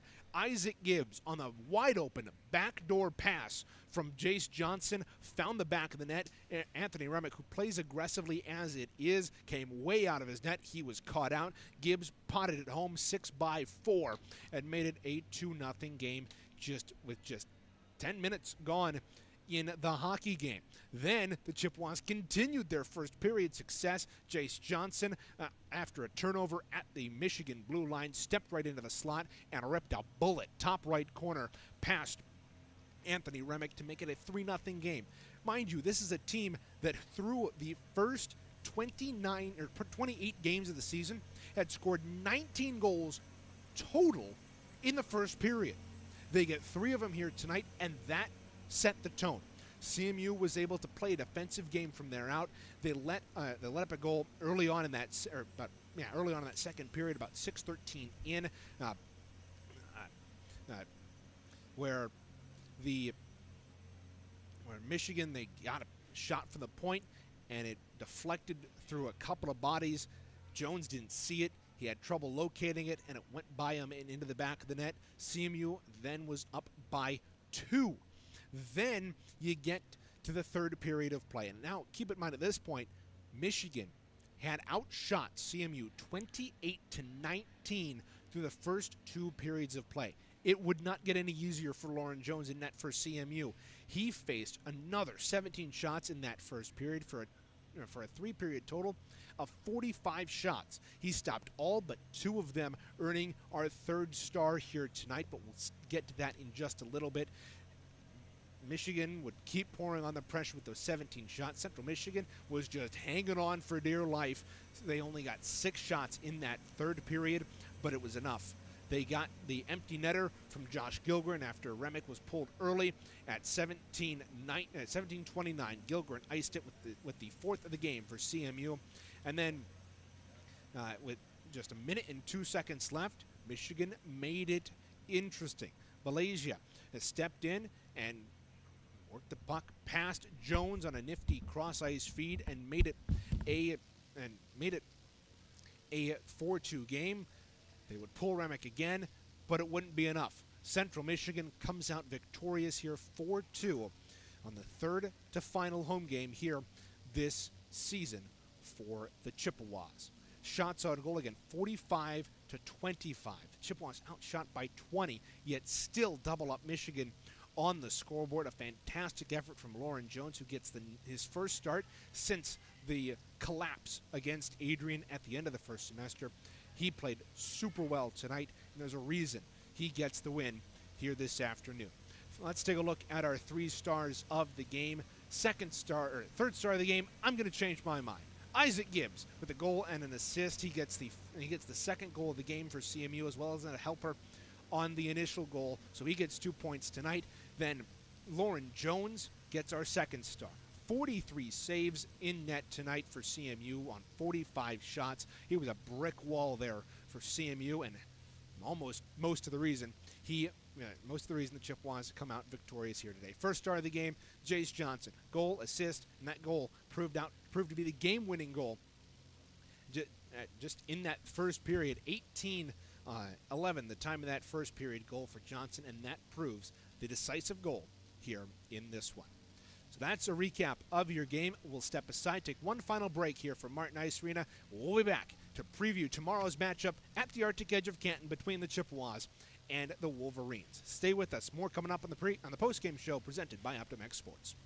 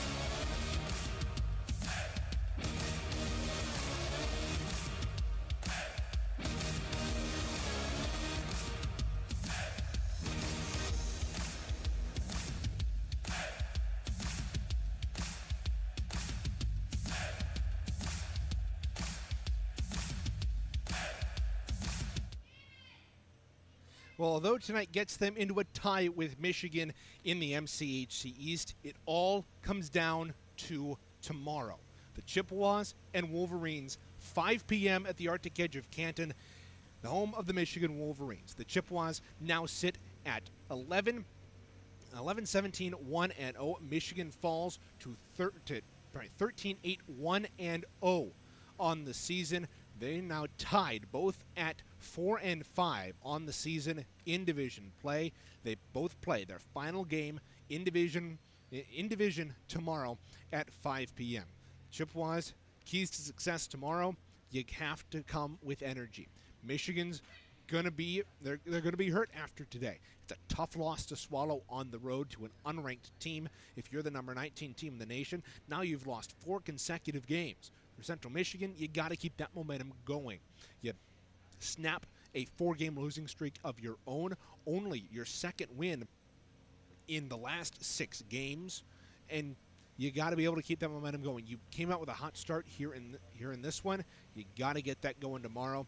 And when you're given power play opportunities, which you weren't given here today, you got to be able to capitalize here, and you got to be able to do that tomorrow on the road at a top 20 team. Again, we'll be on the air at 4:35 here on CCHN with a radio-only call. I don't have anybody traveling with me to Arctic Edge, but you can come with. We'll be live on the radio at 4:35 p.m. tomorrow right here on CCHN. Final look at the out-of-town scoreboard before we head out. The men's Division II team in action tonight at 7 p.m. You can watch on the Sioux Cougar Athletics YouTube channel. Only one game this weekend between the two clubs, and that takes place tonight at 7. Then, as well, tonight the Spirit play at the Brantford Bulldogs, 7 p.m. 7 p.m. the start time for that.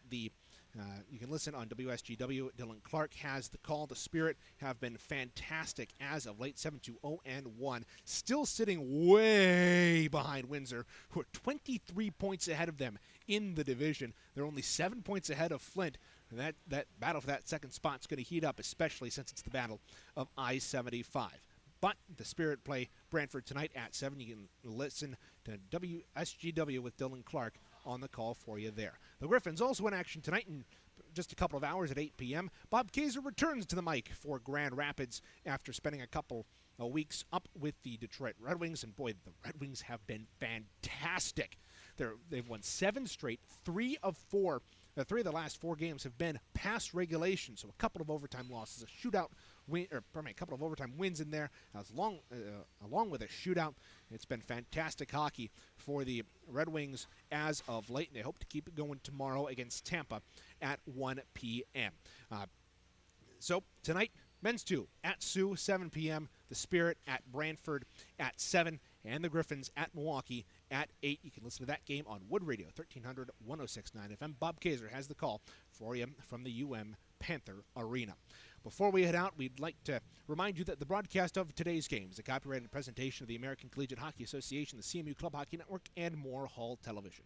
No reproduction, retransmission, or other distributions of the descriptions or accounts of this game may take place without the express written consent of CCHN, the ACHA, and MHTV. We'd like to, as always, thank MHTV for the equipment provided, the cameras, the lights, the on-ice microphones, as well as our audio equipment up here as well. Great job done by Zach Kennedy. Not only was on the air as my color guy here tonight, but he also was behind the camera, keeping up. It's hard to multitask. Trust me, I know. And he did a fantastic job here tonight. Our graphics were made by Brody Finelli, and he has done a fantastic job, not only tonight, but also all season. Before we head out, I'd like to extend a special thanks to everybody watching here tonight. As we mentioned in the pregame show, this was my 150th ACHA game, and it's been a pleasure to have all of you with me here for the ride this afternoon. Thanks especially to Joe Grogan and my longtime broadcast partner, Devin Sarah, for tuning in here tonight and giving me a steak dinner from long distance as part of an old inside joke. We'll be back on the air tomorrow, 5 p.m. puck drop. Michigan and CMU.